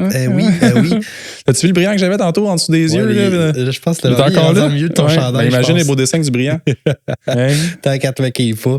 Ah, mais non. À part les œuvres d'art, là, j'aimerais ça vous parler des biens matériels. Mettons, on a Luc Poirier qui s'expose souvent avec sa collection de voitures puis qui dit que c'est un investissement pour lui puis que oui, c'est une passion, mais lui, il voit ça comme un investissement. Il y en a d'autres qui disent les montres, c'est un bon investissement. Selon vous, y a-tu des biens matériels comme les montres, des voitures? Moi, je pense que oui, c'est des actifs alternatifs. Est-ce que tu parles juste... C'est quoi t'as dit? D'un point de vue investissement, selon vous, y a-tu mettons, les montres, les voitures, c'est je vais donner un point là-dessus. Un bon investissement, OK? Mettons, là, on parle de toi qui investis dans quelque chose. Donc, on parle pas tu passes par un professionnel. On parle de toi, tu veux investir. Sinon, je te dirais, va voir un planificateur financier ou va voir un... Mais mettons, toi, tu veux investir. Là, investis dans quelque chose qui te passionne, dans le coup que tu as le goût d'apprendre des connaissances puis d'acquérir des connaissances là-dedans. Va pas... Je te donne un exemple. Tu as le goût d'investir dans la crypto-monnaie, mais tu n'as aucun intérêt à te renseigner, ni à apprendre comment ça fonctionne, ni à découvrir. Va pas investir là-dedans. Tu vas le faire sans comprendre la réalité. Tu as le goût d'investir dans les montres. Va te renseigner sur comment bien choisir une montre, comment une montre peut prendre de la valeur. Va acquérir des connaissances. Mais pour ça, il faut que tu aies le désir, il faut que tu aies la passion, il faut que tu veuilles. Je suis d'accord avec toi, puis même que je dirais... Je pense que si tu as une mentalité sniper, là, je pense que tu peux bien investir dans différentes catégories d'actifs. Que ce soit les œuvres d'art, les chars, les montres. À la base, c'est l'offre et la demande. Fait que, par exemple, tout le monde qui s'affolait à acheter des montres, des chars dans le pic de l'inflation dans les véhicules usagés, puis dans la grosse inflation, ben il y en a qui ont vendu à perte cette année. Là. Des Rolex qui ont perdu 20 000, puis des chars qui ont perdu 50 000, des affaires de même. L'offre et la demande, mais je dirais... prends le temps de te former, d'apprendre, puis de lever du capital pour pouvoir prendre du risque sans que ça affecte ton rythme de vie. Puis là, après ça, tu peux commencer à tomber sniper puis attaquer. Tu sais, mettons, l'immobilier, là, je veux de l'immobilier. Pourquoi tu veux de l'immobilier? Je sais pas. C'est quel type d'immobilier tu veux? Je sais pas. Ben, forme-toi, là. Puis après ça, tu fais des promesses d'achat. Quand tu sais où tu t'en vas, c'est quoi ton secteur? C'est quoi que tu peux te qualifier pour? C'est qui tes partenaires? Le capital que tu as accès? C'est possible de faire de l'argent pas mal, à vrai dire, dans n'importe quoi. Dans n'importe quoi. C'est une question d'offre et demande. Et je connais quelqu'un proche de moi qui ça fait des années qu'il roule une business. C'est un sideline, c'est même pas sa job principale. C'est un sideline. Puis il flippe des cartes de Pokémon. Oui, c'est pas des farces, ça paraît drôle à dire, mais il flippait, achetait des paquets rares, vendait, en gardait pendant 2-3 mois. Des souliers, ça se fait que des souliers aussi. Mais il l'a fait un moment donné avec, tu sais, comment il appelle ça, les Bubbleheads qu'il y a eu un moment donné. C'était comme des mini figurines là, emballées. Comment ça s'appelait? Je l'ai sur le bout de la langue, moi aussi. Des pop. Exact. Hey, il t'avait, je pense, une 50aine de pop. Mais il faut pas que ce soit ouvert, il faut que ça ait une dans condition. Les boîtes toutes fermées. Il reflippait, je pense qu'il a tout vendu, peu importe. Mais ça m'impressionnait de voir ça. Puis ça a parti d'une joke entre lui et quelqu'un d'autre. Hey, on ajoute des paquets puis on reflippe ça. Puis lui, il a juste continué. Ouais, carte de hockey, carte de baseball. Il y a plein de trucs qui se flippent, là. Ouais. Tu peux faire les scènes, les timbres. J'ai fait un cours pour les montres, là. Puis c'était... Tu l'as fait finalement? Oui. C'était la même affaire que le trading, que les actions, que n'importe quoi. C'est de trouver, mettons, pour les montres, l'exemple, c'était... Regarde le modèle, c'est quoi le MSRP, c'est quoi son prix sur le marché maintenant.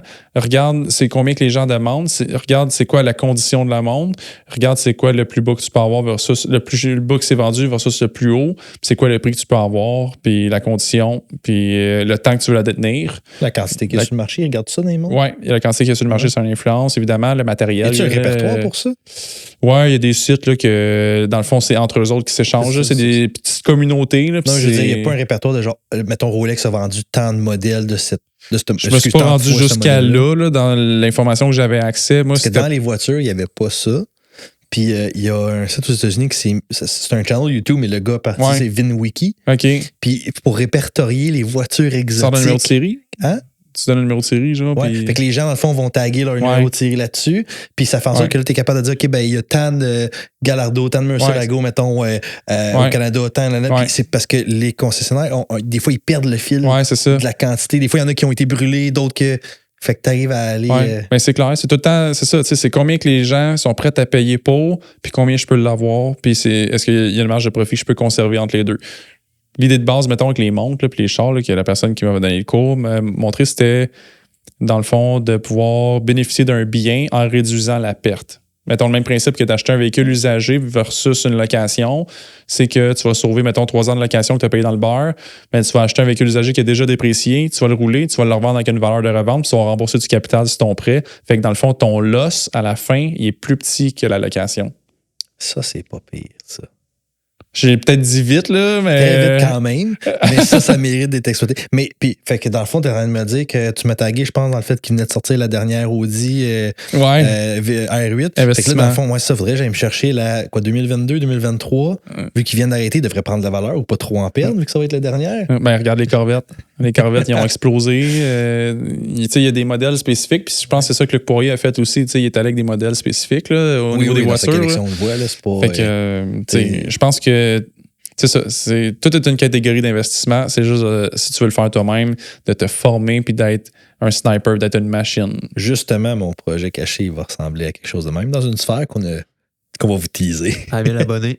À 1000 abonnés, ouais. Mais là, si vous vous abonnez pas pendant qu'on le dit, c'est rendu 1200. C'est bon, ça. Fait que, les gars, j'ai une autre question. Si vous aviez le choix de dîner, un dîner d'affaires avec la célébrité de votre choix, ça serait qui? Ça, c'est une dure, ça. Hey, je vais être poche, mais je suis tellement pas célébrité. Pour vrai, les célébrités de je vais peut-être travailler ta question, parce que pour moi, une célébrité, ça m'impressionne pas. Une célébrité peut justement être populaire parce que ces réseaux, genre Kylie Jenner, j'en ai-tu rien à battre pas mal de elle. Là, pour moi, il n'y a pas de plus-value dans ce qu'elle apporte. Puis là, je peux peut-être être raide, il y en a qui peuvent peut-être l'aimer, mais c'est pas moi, tu sais. Du moins, elle ne m'apporte pas une valeur que moi, je trouve que wow, ça mérite d'être connu. Exact. Moi, je pense que ce serait plus dans des gens qu'on voit pas. J'aimerais aller jaser avec des entrepreneurs cachés. Des entrepreneurs que tu vois pas ces réseaux, mais qui ont du succès. Tu sais, mettons François Lambert, avant qu'il se présente ses réseaux sociaux, ça, c'est un gars que j'aurais aimé connaître avec le succès qu'il avait avec l'entreprise. Avec son entreprise. Suis son partenaire, Georges? Son ancien partenaire? Georges Caram, quelque chose comme ça? Oui, lui. Mais je veux dire, il est quand même public, mais je veux dire. Ouais, mais il était comme Georges. Il était plus dans l'ombre que François. Là. Oui. Mais pour moi, c'est souvent ces entrepreneurs-là, ils n'ont pas le temps de s'afficher publiquement ou ils n'ont pas le goût, ça leur tente pas, peu importe. Ouais, je pense que j'ai le goût d'aller les connaître. Mais une personne que j'aimerais rencontrer juste parce que je suis un fan depuis que je suis tout petit, puis je trouve qu'il y a eu un super beau parcours de développement. Puis ça s'est fait très tard dans sa vie, c'est Dwayne Johnson. The Rock. Plus t'avançais, puis je me disais peut-être The Rock, j'aimerais ça. Ouais. Dwayne Johnson, ce gars-là est parti de rien. Oui, son père, quand même, il était super bien connu à WWE, mais tu sais, je veux dire, il est parti jeune. Puis sa réussite là, financière, là, c'est fait vers la quarantaine. C'est incroyable. Puis genre, c'est à 50 ans qu'il a pique dans vraiment multimilliardaire. Tu sais, mais ce gars-là, il a un super beau parcours. Puis là, je juge pas le fait qu'il ait tous ses stéroïdes ou pas. Là, on n'embarque pas dans ce concept-là. C'est même pas le sujet aujourd'hui. C'est juste de dire, cette personne-là a un parcours inspirant. Quoi, il m'inspire? C'est que des fois, on se met de la pression de réussir super jeune. Puis on réalise pas que le parcours qu'on est en train d'avoir, c'est peut-être ce parcours-là qui va nous permettre de se catapulter à 40, 45. C'est clair. L'overnight success, là, c'est ça. Là. C'est ce qui se vend bien sur les réseaux, mais c'est pas ça la réalité. Ouais. Mais c'était ça, tantôt, le point, là, je te disais, je pense qu'on réalise pas qu'il y a encore une vie plus tard, 40, 50, 60. Puis... Pour moi, 40, 45 va être encore très, très, très, très jeune. Plein d'énergie. Hein, Sylvain? mais toi, t'en as-tu une célébrité? Je pensais que j'allais m'en sauver. Je pensais que j'allais m'en sauver. Je ne sais pas qui. Pour dire Marilyn Monroe? Non. Qui? Là, il faut quelqu'un qui est encore en vie? Ou quelqu'un. C'est-tu quoi? Je vais y aller avec mon rappeur préféré. Je vais y aller avec Nipsey Hussle. J'ai aucune idée. C'est justement, il est plus dans l'ombre. Je l'ai découvert comme après sa mort. Puis c'est quelqu'un qui a vécu à Crenshaw, à Los Angeles. Puis il est mort parce qu'il est resté à Crenshaw. Puis dans le fond, il a eu du succès. Lui, il tripait sa musique, il voulait faire de la musique. Il s'est allé dans un gang comme tous les gens de Compton puis ces alentours-là. Puis aussitôt qu'il a eu assez d'argent pour s'acheter de l'équipement pour se faire un studio, il a lâché les gangs, puis il s'est remis dans la musique. Puis quand il a commencé à avoir du succès, il a ouvert des boutiques dans son quartier pour améliorer l'économie de son quartier puis aider les gens autour de lui à s'élever. Puis c'est un jaloux qui l'a attendu en sortant du magasin, qui l'a tiré dans le parking. Là. Puis ouais, c'est le même, ça c'est fini. Là. Mais il a été vraiment bon, puis il allait chercher là, des conseils de toutes les célébrités comme 50 Cent, Snoop Dogg, plein de gens avec qui il a fait des collaborations. Puis il était très entrepreneurial. C'est pour ça que j'aime son rap. Là. C'est très entrepreneurial aussi. Okay. Mais avec du gang. Là. Mais je dirais lui parce que justement, tu sais, il aimait sa femme. Il était avec une. Tu sais, je pense qu'il était père de famille aussi. Fait qu'il y avait quand même un équilibre de vivre. Okay. Puis je pense que c'est une personne, tu sais, qui partage autour de lui, mais qui connaît ses limites. Puis qui était, dans le fond. Moi, je veux pas être dangereux, là, mais je veux dire, il était très généreux, puis il était aussi, dans le fond, il y a des limites que tu dépasseras pas, puis il va les faire respecter là, si ça va avec ses valeurs. Là, fait que je pense que ça m'intéresserait d'avoir une discussion avec quelqu'un comme ça. Lui. Tu t'as fini en disant, tu parlais de limites, puis on fait du coq à l'âne. Des fois, tu dis un mot, ça me fait penser à un sujet.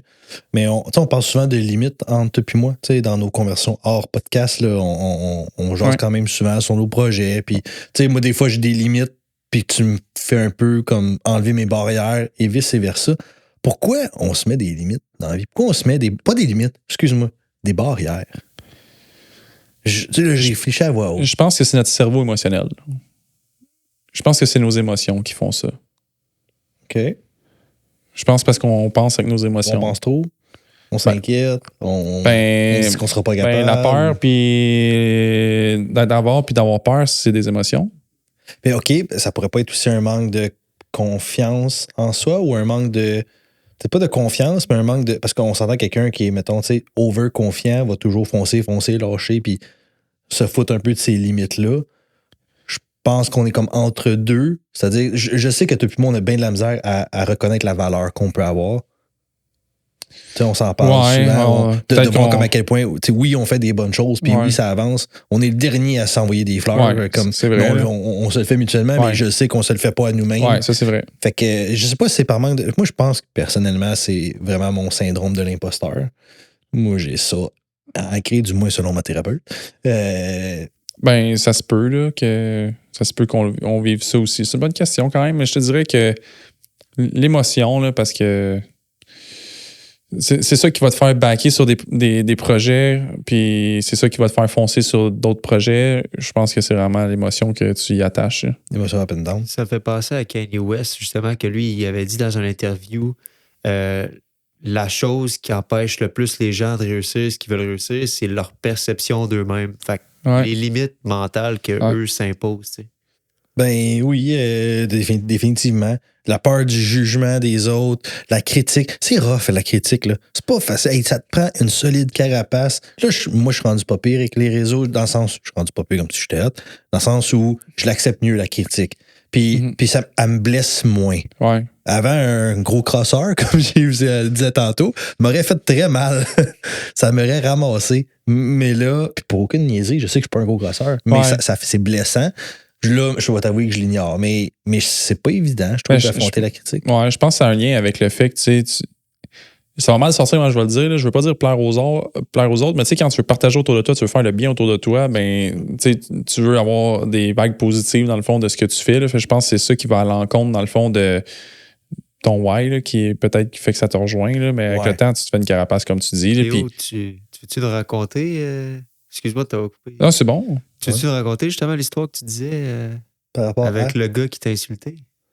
Mais je l'ai pas compté tantôt? Ouais, je pense tantôt tu l'as dit, le gros crosseur. Le gros crosseur serait... Ouais, justement. Ouais, non, je l'avais compté en commençant tantôt, justement, cette anecdote-là. Mais ouais, non, mais tu sais, c'est pas ça le commentaire que j'ai eu. J'en ai eu d'autres comme ça.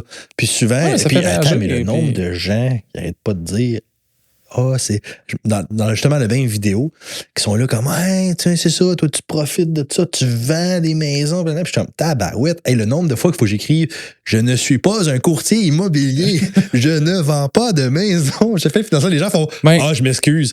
Comme, qu'est-ce que c'est pas clair dans le courtier hypothécaire, c'est pas courtier immobilier. J'allais faire du loop là-dessus, là, parce que, tu sais, les gens qui sont capables de prendre la critique, là, les courtiers immobiliers, là, il faut qu'il y ait quand même les reins solides là, puis le mental solide parce qu'ils sont ramassés tout le temps. Là. Je le vois dans des commentaires. Là, ils se défendent très bien, puis il y en a qui sont corrects. Il y a une grosse haine envers les courtiers immobiliers. Puis, tu sais, je sais, il y en a des. Moi, personnellement, tous ceux avec qui je fais affaire sont écœurants. Ils offrent un service. C'est pas pour rien que je les ai choisis comme partenaire. Ils offrent un service de fou. C'est vraiment comme tout. C'est pas genre, je vends ta maison. Moi, je suis pas encore rendu au point à faire une transaction comme j'ai envie de faire sans eux. Pour l'instant, là où j'en suis, là, je serais peut-être capable, là, mais j'ai pas envie de faire pour l'instant. Je me sens pas suffisamment confiant puis compétent dans le transactionnel, le légal, puis tout ce qui vient avec. Le transactionnel légal. Un bon courtier immobilier. La connaissance bien son marché, qui sait comment faire la pression sur l'autre courtier immobilier vendeur. Puis qui met en place le marketing pour toi. Là. J'ai une business, puis je fais du marketing. Ça coûte cher, là, puis c'est du travail. C'est de la création. Mais je sais que c'est pas tous les courtiers qui amènent toute cette plus-value-là. Fait que je pense que c'est. Non, mais parlons pour eux.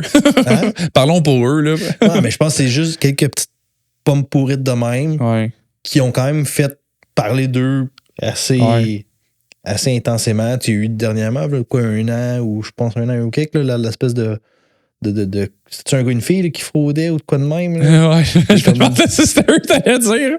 Non, je parle pas de l'autre. Non, je parlais vraiment de ça. Ou, tu sais, je peux comprendre, elle vient d'où, mais en même temps, c'est vraiment unique, la haine envers ça. Tu ne la vois pas envers les avocats, puis je peux te dire qu'il y en a peut-être plus qu'on. Il y en a probablement des voileurs, il y en a dans tous les domaines. Oui, il y en a dans tout. Dans les planificateurs financiers, conseillers financiers.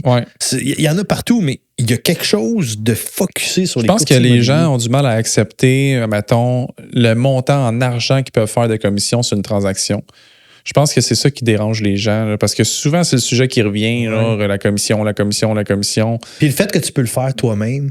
Tu sais, en tant que tel, mettons, quelqu'un qui vient prendre une assurance avec toi, il peut pas le faire lui-même, aller prendre son assurance. Il faut qu'il passe par un professionnel. Oui, mais mettons, la gestion des portefeuilles, il peut la faire lui-même. Là, puis ça, on se fait challenger aussi. Là, sur les frais de gestion, les gens ne sont pas nécessairement d'accord. Mais ils sont prêts à aller accepter un moins bon rendement comparé, là, pomme pour pomme, un moins bon rendement. Puis, tu sais, moi, je devais toujours dire aux gens, un frais de gestion, c'est sûr que si tu le payes et tu n'as pas de gestion en arrière, il est fâchant. Mais un frais de gestion qui est justifié, c'est-à-dire qu'il y a une plus-value, ton rendement est supérieur, il y a un accompagnement, il y a une protection. Il y a une protection aussi. Hein? Parce que toi, là, on parlait d'émotion tantôt, là, quand le marché va pas bien émotivement, qu'est-ce que tu as le goût de faire? 3/4 du temps, tu as le goût de tout vendre. Professionnel, c'est aussi une barrière. C'est plusieurs choses. Professionnel, lui, va dire non, rajoute-en. Non, mais pas vrai, oui. Mais je sais qu'à cause qu'il y en a plein que c'est pas ça qu'ils font. T'es dans ce domaine-là, je l'ai été dans le passé. Le nombre de fois qu'on tombe sur des dossiers qu'on transfère. Moi, je te dirais, là, ce que je remarque le plus par rapport aux frais de gestion, c'est surtout d'évaluer le rendement net sans le conseil. Ben, c'est ça que je voulais y aller. Qu'est-ce qui te reste à la fin sans le conseil? Est-ce que tu as bien structuré, tu as bien choisi l'actif dans lequel tu as investi? Est-ce que c'est dans le bon produit d'investissement? REER, CELI, c'est quoi qui vient autour? Puis c'est là où est-ce que... Tu sais, quand les moments où, avec ma famille, on transférait, à l'époque, là, quand j'étais avec le cabinet, c'était quand les moments qu'on transférait le plus de clients vers dans le cabinet. Quand le marché était à baisse? Quand le marché plantait solidement. Parce que moi, j'ai toujours dit, quand ça va bien, là, ça va bien pour tout le monde. Tu te démarques pas, tout le monde va bien. C'est quand ça va mal. Puis toi, ça va pas si mal ou ça va bien. Et tabarouette. Fait que je vais donner une idée. Notre meilleure année, c'est 2008. Ça a été une année record de rentrée de clients puis d'Awaidon. Pourquoi? Parce qu'on a moins planté que tout le monde. Puis après ça, on a mieux repris que tout le monde. Puis ça a toujours été ça. 2013, c'en a été un autre.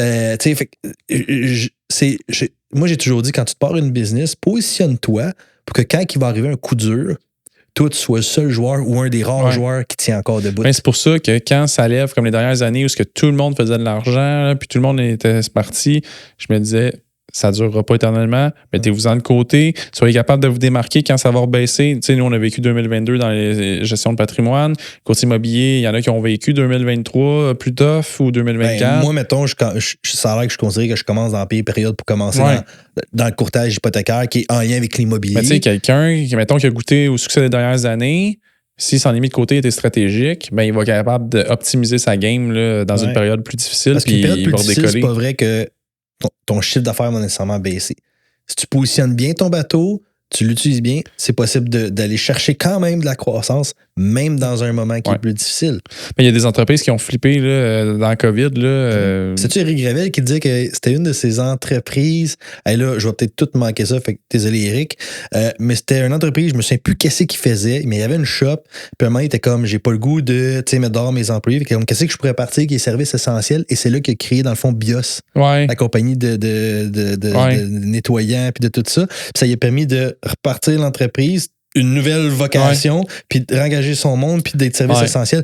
Mais ça, c'est un leader, ça. Brillant, ça, c'est un leader, ça, de ne pas laisser tomber sa gang là, à cause qu'il y a un changement de circonstances. Trouver une solution, trouver une idée, qu'est-ce qu'on fait. Comme combien d'entreprises qui ont décidé qu'ils mettaient juste la clé dans la porte puis qui attendaient. Ça te prend du gars de sans tabarouette pour dire, comme non, on va trouver une autre solution. J'ai jamais fait de produit pour me laver les mains, mais let's go, je me lance là-dedans. Comme solide. Ça est en furie en ce moment. Des projets qui lèvent à gauche, à droite. J'ai pas à voir. Je te dirais que c'est une source de motivation. Tu irais-tu dîner avec? Je le mets dans ma liste de dîner. Mais Dwayne Johnson et Éric Gravel.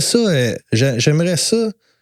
Tu sais, il y a bien des formations dans la vie que je vais aller chercher et acquérir. Lui, je sais qu'il en fait une. Mindset. Puis sais-tu quoi? J'irai la chercher. Pas nécessairement parce que je peux pas retrouver ça gratuitement. Comme le vidéo YouTube que je t'ai envoyé de 2h20 m'a apporté un excellent contenu. Mais j'aimerais l'écouter lui parler. J'aimerais lui le voir à l'action. Parce que le petit, je sais pas, il va peut-être charger 4 000, 5 000 pour sa formation, j'en ai aucune idée, là, c'est quoi son prix. Je ne mets pas à l'eau, je sais pas c'est quoi. Non, je sais pas moi non plus, fait que j'ai peut-être dit un chiffre qui est pas vrai, là, mais mettons que ça doit être plus que 100$. Comme ça vaut la peine à mes yeux pour l'individu qui est, puis ce qu'il apporte pour le carrière, puis ça va peut-être juste me donner un kick puis un boost. Je me dis, si ce gars-là est capable de partir des business, puis il l'a dit qu'il avait commencé tard, genre dans la trentaine. Là. PFK, il a pas commencé à 52, McDo aussi, me semble, il était dans la cinquantaine. Qui? Le gars de PFK. OK. Le fameux colonel. C'est pas rendu au niveau Elon Musk, là, mais quand même, là, il a flippé. Et parlant de ça, tu sais, on dit que c'est les milliardaires dans les derniers 2 ans qui ont doublé leur valeur alors que l'économie est en chute libre et que les gens souffrent. Il y a quelque chose de flagrant quand même dans l'économie mondiale. C'est-tu normal, toi, que quand une économie va vraiment pas bien, que les milliardaires doublent leur valeur? Je crois que de plus en plus, quand il y a des crises économiques, le gap se crée. Plus en plus, je pense que la classe moyenne est en train de s'effacer. Moi aussi. C'est ce que j'ai l'impression. Puis mon mentor me disait, c'est le niveau de société le plus difficile à percer, la classe moyenne, parce que la haute classe moyenne, là, il y a des gens là, qui font des 200-300 000 par année, 400 000, puis ils sont pas dans les riches. Là, tu sais que ça, ils vivent gros. Là. Riche, là, 5-6 ans. Là. Hein? Tu faisais 300-400 000 par année, t'es considéré comme riche. Là. Ouais, mais. Là, t'es bien. Ouais. T'es bien. Ouais. Tu peux en placer, voyager, puis avoir un champ neuf. Ouais. Non, mais là, j'exagère. Je pense que tu peux très bien vivre. Mais c'est quand même le 300-400 000 d'aujourd'hui, t'étais plus que riche. Là, remonte, mettons, 10 ans. 100 000, c'était de l'argent en maudit là, avant. Oui, c'était mon rêve de faire ça, 100 000. Aujourd'hui, t'es comme. J'ai hâte de faire ça pour être capable de subvenir à mes besoins. Mais c'est capotant de voir ça. Puis l'écart, oui, t'as raison, c'est creusé. Puis je comprends peut-être un peu plus pourquoi les gens dans l'immobilier, on va revenir aux critiques, rentrent dans les courtiers immobiliers. Je pense qu'il y a aussi un effet que ça vient les toucher. Sincèrement, les gens ils se disent, hey, j'ai de la misère à m'acheter une maison. En plus, faut que je paye ça. Je dis pas que c'est la seule raison, mais d'après moi, ça vient jouer dans les sentiments. Hey, l'écart, je me rappelle, il y a quelqu'un qui a commenté en disant, tu sais, c'est comme si les prix sont ben trop chers, ça fait pas de sens. Puis il dit, oui, t'as raison. L'écart entre le revenu moyen et le prix d'une maison moyenne n'a jamais été aussi élevé qu'en date d'aujourd'hui. J'ai entendu en fin de semaine qu'il y a des villes qui commencent à revoir, dans le fond, pour faire beaucoup de bigénération puis d'autoriser, dans le fond, à avoir des familles qui s'installent ensemble pour justement aider les familles à pouvoir avancer puis acquérir une propriété. Aller chercher des permis pour ça maintenant. Mais à un moment donné, il faut que tu t'ajustes, ça n'a pas de bon sens. je vois des clients s'acheter des maisons là, à comme 300 000, puis je suis triste. Là. Moi, je me rappelle, mes parents, quand j'avais peut-être 6 ans, la maison 300 000 qui s'était achetée, c'était un château. Ah ouais. C'est beau, tabarouette. Ça, moi aussi, la maison que j'avais en tête, la maison à 1 million dans le temps, là, c'était genre celle de Maman, j'ai raté l'avion. C'était le manoir. C'était un manoir, c'était immense. Aujourd'hui, 1 million. 1 million, c'est si tu veux un garage puis une piscine, là, t'es rendu genre à 750. C'est complètement fou, là. Mais... Ouais, à Montréal. Hey. Là, c'est rendu que ça se distance un peu, mais c'est ça qui me fait de la peine de voir les écarts aussi. Tu sais, je dis pas, si tu fais une part à une entreprise, si tu gagnes bien ta vie, même à un moment donné, là, t'en vaux 3 trilliards ou 3 milliards, ben peut-être pas 3 milliards, mais mettons, t'en vaux 150 milliards. Ouais, mais faut pas oublier non plus que ces gens-là, ils changent le monde. Tu sais, il y a quand même SpaceX, il y a Tesla. Tu sais, avant Tesla, les chars électriques, c'était pas ce que c'était aujourd'hui. Mais mettons, je vais donner, mettons Elon Musk. Ce que je vais lui donner, c'est que sa valeur est dans toutes ses actions. Ouais, PayPal, il vaut pas monétairement, dans le sens où c'est pas du cash qu'il y a qui traîne et qui fait rien avec. Lui, clairement, sa valeur est dans ses business. Ça, pour moi, ça me fait moins chier. Parce que je me dis, comme exactement ce que tu viens de dire. Il change le monde. Il change le monde, il investit. Mais mettons là, qu'il y avait 150 milliards qui traînent dans son compte de banque puis il fait rien dans la société, je te dirais, ouais, ton argent sert vraiment à rien. Toi, t'as gagné bien ta vie pour aujourd'hui, tu t'assois là-dessus. Je pense qu'ils sont rares, ces riches-là, qui font rien avec. Là. Tu regardes Bill Gates, il y a des fondations. Il y en a peut-être que c'est moins de change le monde. Walmart ne change pas le monde. Malgré qu'en ce moment, permet peut-être d'économiser. Ouais, ça, j'allais dire. Tu peux faire. À part Costco qui est dur à battre, là, Walmart est en deuxième. Là, tu fais ton épicerie au Walmart, puis ça fait le même que si tu fais 3 épiceries pour sauver. Quand même. C'est-tu. C'est pas Harvey, c'est quelle compagnie? C'est-tu Wendy's aux États-Unis qui avait voulu faire du price. Comment ils appellent ça? Ouais, qu'il y a cote, là. Non, c'est qu'ils chargent selon le moment dans la journée, selon l'heure de pain. Il y a un terme pour ça, du price quelque chose. Puis c'est juste que le prix varie selon. Mettons, le moment de la journée ou de la semaine. De la demande, et c'est ça. Puis, tabarouette, il s'était fait ramasser. Mais, je me suis dit, je sais pas si c'est vrai ce que je vais dire. Mais si c'est une idée de marketing, c'était brillant en tabarouette. Parlez-en bien, parlez-en mal, mais parlez-en. Ah ben, je vais t'en sortir une autre idée de marketing qui est du génie. Le hot dog à 1,50 au Costco, là. Il fait-tu parler un peu? C'est rendu, je pense que j'ai même vu que c'est rendu avec un shitcoin qui est le hot dog Costco. Genre. C'est genre, je vais pas dire de taker parce que je peux pas m'aventurer là-dedans. J'ai vu ça passer cette semaine, j'étais comme, c'est sûr, c'est une joke. C'est un meme, ça se peut pas. Quoi créer pour vrai. Pauvre vous gens dans la crypto-monnaie. Tu sais qu'est-ce que. Tu sais que je suis quand même beaucoup impliqué dans d'autres choses là-dedans. Puis tu sais, j'y crois beaucoup aux fondamentaux puis à la fondation qu'est la crypto-monnaie, c'est-à-dire la technologie en arrière. Mais il y a tellement d'arnaques, tellement... Comme le hot dog. Oui, tellement de crosseurs, tellement de gens malhonnêtes. Puis j'ai appris dans parce qu'il y a beaucoup de demandes. Oui, puis on le voit dans les stats, là. C'est incroyable le nombre de gens de 50 ans et plus qui se lancent là-dedans. Qui se créent des comptes exchange. Ça m'épate à chaque fois. Je suis dans des forums, je trouve ça tellement fou, moi, parce que ils sont tellement rendus à un moment de leur vie qu'ils sont en préservation de capital, puis ils prennent des risques. Là. Ça, ils périssent parce que il y a une attirance pour ça, les gens veulent s'y lancer. C'est juste qu'après ça, où est-ce que tu vas chercher des connaissances? Moi, pour quelqu'un qui navigue là-dedans depuis un bon bout, je te dirais que c'est extrêmement difficile de décortiquer le mensonge, la vraie, la fausseté, parce qu'il y a beaucoup d'arnaques. Ça n'est pas réglementé encore. C'est ça. Puis les acteurs qui sont présents sont très bons aussi. Là. Je veux dire, c'est facile d'avoir l'impression que la personne qui te vend sont solides. C'est des sales peddlers. Là. C'est des excellents... non, c'est des excellents vendeurs. Ils se vendent très bien. Mais les histoires que tu apprends en arrière, c'est triste. C'est des gens qui perdent de l'argent au bout du compte. Puis comme je dis, c'est le Far West. C'est un peu comme dans les débuts 2000, fin 90, début 2000, où tu avais le .com, où tu faisais juste mettre .com en arrière à côté de ton nom. Puis tout d'un coup, ta valeur à la bourse triplait. Comme le AI. Avec AI. Tu fais juste dire, tu sais ce que j'ai appris? Si tu mets juste les termes AI dans ton rapport trimestriel, OK? Tes actions montent. Fait qu'il y a maintenant des compagnies qui font juste plugger le mot AI là-dedans. Puis leur valeur pompe comme ça n'a pas de bon sens. Juste parce que les gens qui font des recherches pensent que, OK, ils vont sortir un AI, il y a des recherches automatiques qu'ils cherchent des mots-clés dans les rapports trimestriels parce que c'est des gros rapports là, parfois qui sortent. Fait qu'ils cherchent des mots-clés. Si AI, boum, la valeur monte. Mais tu les vois dans toutes les sphères. La crypto, un peu la même affaire. Présentement, c'est juste que dans la crypto, c'est beaucoup le Far West parce que c'est pas réglementé. Il commence à avoir des punitions. Bon, on a FTX avec Sam SBF qui vient d'avoir 25 ans de prison. Merci, bonsoir. Bonne affaire, bon débarras. Qu'on se dise qu'il a fait exprès ou qu'il était juste naïf et qu'il était jeune, c'est pas mon problème. Il y a un moment donné où tu as réalisé que.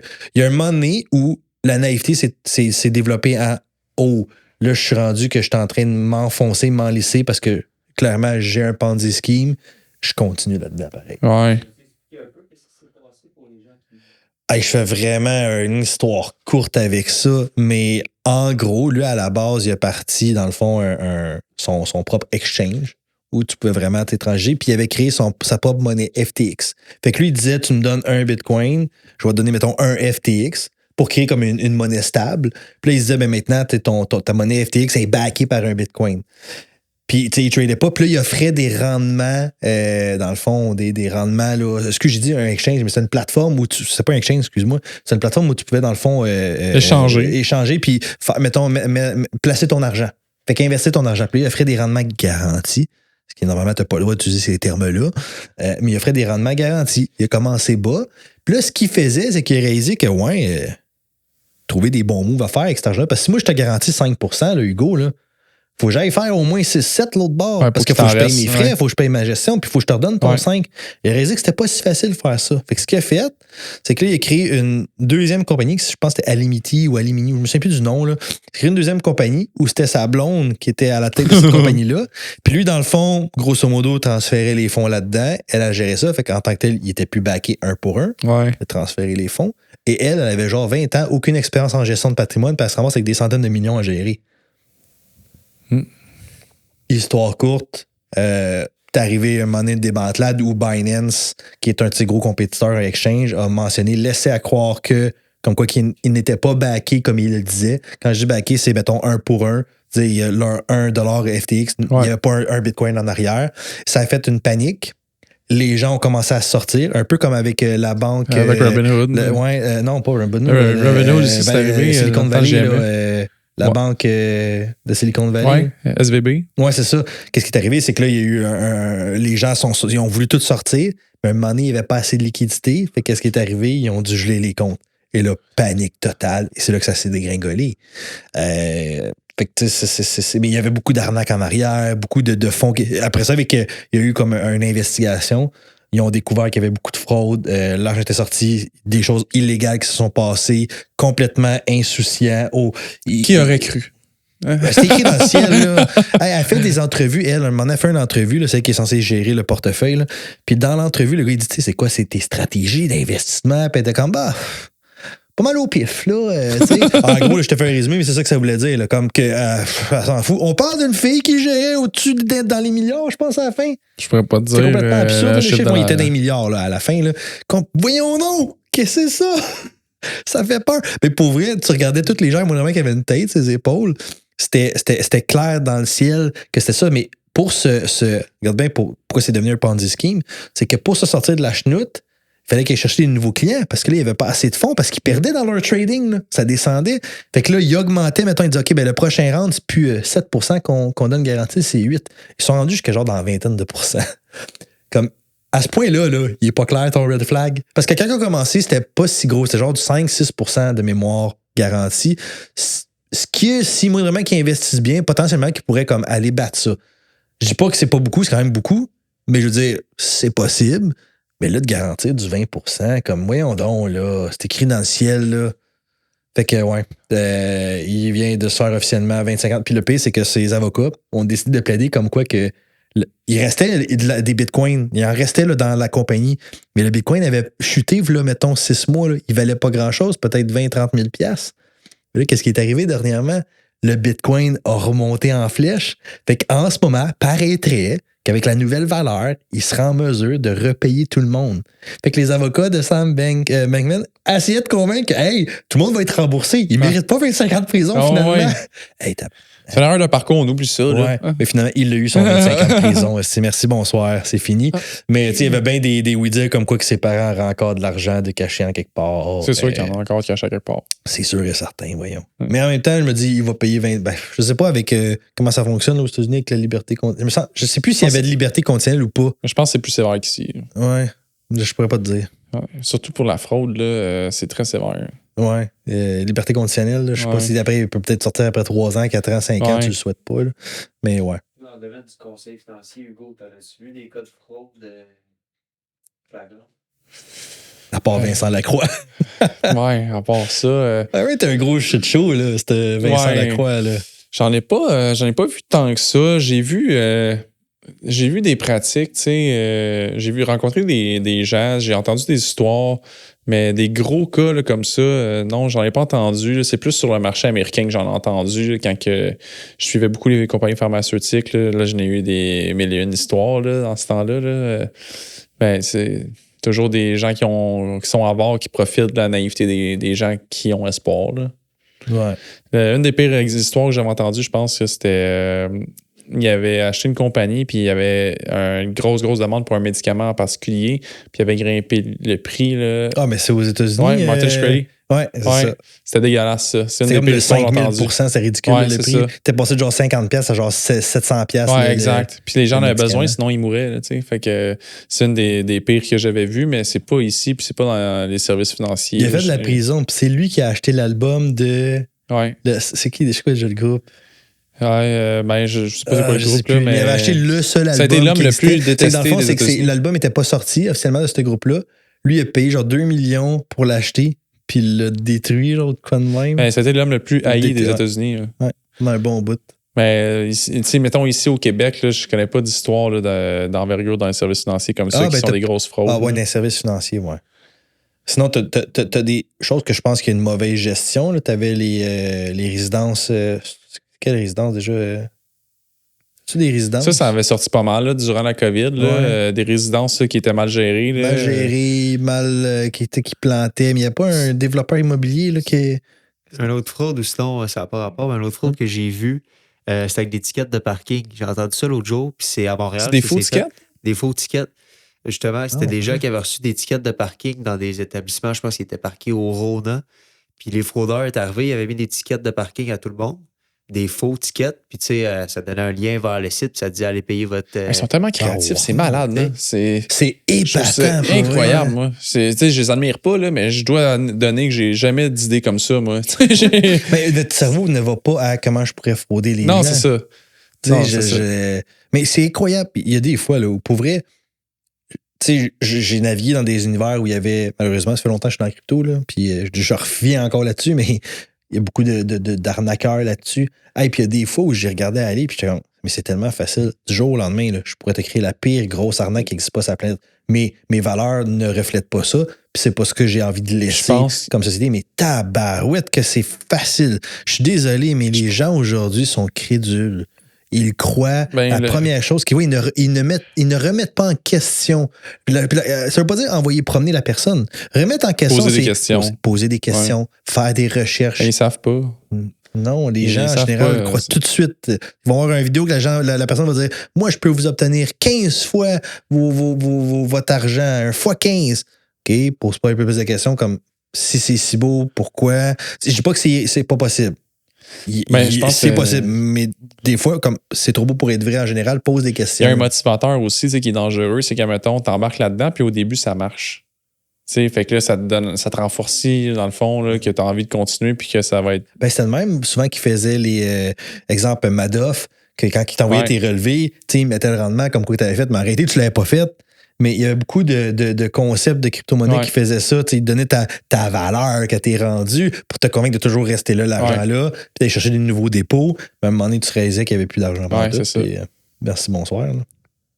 Sinon, l'autre sujet, là, on va parler de numérique. À quel point on est tous traqués aujourd'hui avec les réseaux sociaux. Là, on a les maisons intelligentes qui arrivent. Vous vous sentez-tu un peu des fois oppressé par le fait que toutes les données qui sont récoltées par les grosses entreprises. Moi, ouais. Puis j'ai eu un épisode là, il y a 2 semaines là, que quelqu'un a essayé de me pirater là, sur mon perso, là, sur mon courriel, là, et je capotais. Puis après ça, j'ai pris un pas de recul, puis j'ai remercié une de mes amies, Emeline Manson. Là, elle a une entreprise de cybersécurité. Je vous suggère vraiment de la suivre et d'aller chercher ses conseils. Là. Elle m'a tellement recalmé parce que là, j'ai refait le bilan de toutes les mesures que j'ai mis en place. C'est mon double identificateur, le code qui s'en va à l'autre place avec le Face ID pour autoriser l'autre application qui autorise elle. Fait que c'était quasiment impossible qu'il m'ait eu. Mais là, je me disais, tous ces outils-là que j'ai mis en place, ils ont ma face, ils ont l'autre courriel de l'autre affaire. Tu sais, dans le fond, en me protégeant, j'ai fourni des données genre supplémentaires à d'autres endroits. Fait que j'alimente le feu pour me protéger. Là. Mais puis c'est là, t'entends des... Sais-tu BetterHelp aux États-Unis, qu'à un moment donné, je sais pas si c'est quoi, là. BetterHelp, c'est genre une compagnie, mettons, qui... Mettons, tu as besoin d'un psychologue ou d'un professionnel de la santé, tu peux avoir accès à ça. Puis au début, comme un Best Doctors aussi. Puis au début, il avait fait les manchettes parce que dans le fond, il engageait n'importe qui. T'étais dans leur... quand tu postulais pour aller là-dessus puis offrir tes services, c'était comme une plateforme où toi, tu peux être un travailleur autonome un peu là-dessus, offrir tes services, puis les gens peuvent aller dessus. Puis si, mettons, ils cherchent un psychologue, ils viennent te voir. Mais dans leurs critères, quand tu appliquais comme professionnel, ça marquait qu'ils n'étaient pas responsables de te confirmer que c'était sûr que la personne que tu rencontrais, c'était un professionnel. Ah. Fait qu'ils s'enlevaient toute responsabilité. À faire avant de mais tabarouette ça, puis après ça, ils sont fait pogner dernièrement ça a l'air qu'ils vendraient les données de leurs utilisateurs. Puis là, j'étais comme, aujourd'hui, là, encore une fois, une entreprise qui te dit ne pas vendre tes données. Des données d'un individu, ça vaut extrêmement cher pour des compagnies. Extrêmement cher. Ouais. C'est de même que tu positionnes un produit. Des gros joueurs comme Amazon, comme Walmart. Amazon est très fort là-dessus, là, mais moi, je le vois en ce moment parce que j'essaie de... On le fait un petit peu à petite échelle dans le sens où j'étudie mon marché, je regarde comment les jeunes... Genre, mettons, la technologie, je l'utilise beaucoup, moi, dans mes systèmes, avec mes CRM. Tu sais, je vais analyser un peu comme, OK, ben normalement, mes gens ont tendance à suivre tel chemin, réagir à tel mouvement. Parfait, je vais poser mon offre de telle façon.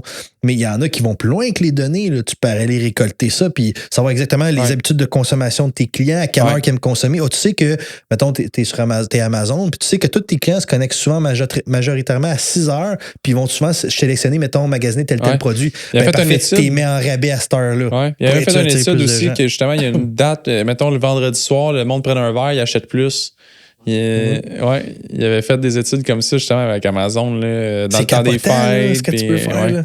Mais fait que oui, tes données valent super cher. C'est pour ça que je dis souvent aux gens, quand un produit ou un service est gratuit, c'est que tu es le produit. Oui, c'est ça. Tu deviens le produit. C'est tes données qu'on va vendre ou qu'on va utiliser pour bénéficier. Parce qu'il y a des fois où, exemple, je voyais beaucoup ça dans le monde des startups, où tu vas offrir au début, dans le fond, ton produit gratuitement pour aller récolter l'information. Les numéros de téléphone. Oui, ou juste récolter. Est-ce que ton produit est apprécié? Ouais. Tu récoltes une forme de données, c'est-à-dire la donnée étant, ben, est-ce que ton produit, les gens, ils l'aiment? Fait que là, tu le mets gratuit pour tester le public, mais il y a quelque chose en arrière. C'est pas juste parce qu'on t'aime et qu'on trouve ça beau. Moi, c'est quand des fois, un YouTuber va dire, je donne tout. Exemple, il était intéressant, là, le gars qui a fait le podcast, pas le podcast, la vidéo de 2 heures où il déployait. Mais quand il dit, moi, je veux redonner aux gens puis faire ça gratuitement, ben, oui puis non. Dans le sens où tu le fais parce qu'il y a une certaine notoriété que tu vas aller chercher, tu veux redonner, mais en même temps, tu y vois aussi une plus-value. C'est-à-dire que tu te crées un channel qui potentiellement pourrait faire de l'argent. C'est pas vrai que tu fais pas d'argent parce que tu as des AdSense. Tu sais, c'est comme... C'est pas 100% vrai, mais tant que le fondement à l'intérieur, il est, oui, tu veux redonner, mais on va tout monétiser d'une façon quelconque. Je veux redonner, mettons, moi. Mais à un moment donné, je peux pas redonner si je suis pauvre en arrière. Ouais, c'est ça.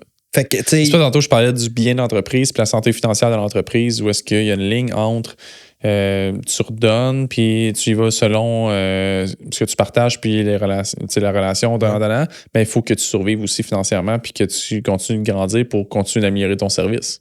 Oui, exact. Puis, fait que là, on disait, tu sais, avec ce podcast-là, c'est un peu ça qu'on veut faire, hein? Redonner aux gens.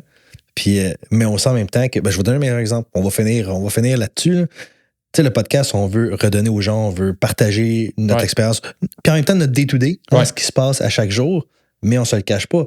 En même temps, ça nous apporte certaines visibilités, moi et toi, dans chacun de nos carrières, avec le podcast. Fait que, tu sais, il y a toujours une plus-value dans tout. Je pense que c'est juste d'équilibrer tout ça. Puis, pour vrai, tu sais, je veux lever mon chapeau, peu importe qu'est-ce que vous faites dans la vie, que vous soyez entrepreneur, salarié, peu importe lâchez pas. T'sais, on sait que les temps sont durs, c'est pas facile, c'est pas évident, mais abandonnez pas. Puis si jamais vous avez besoin de jaser, de parler, ben moi, je vais me porter volontaire. Ouais. Puis je pense, toi aussi, si ça te tente, et venez nous écrire, venez jaser. Ouais. Vous avez des questions, vous filez pas. On vous filez, puis vous avez des idées. Vous téléphone toujours ouvert, 937-0707. Bon déménagement. En tout cas, super podcast. Ciao, guys. Salut.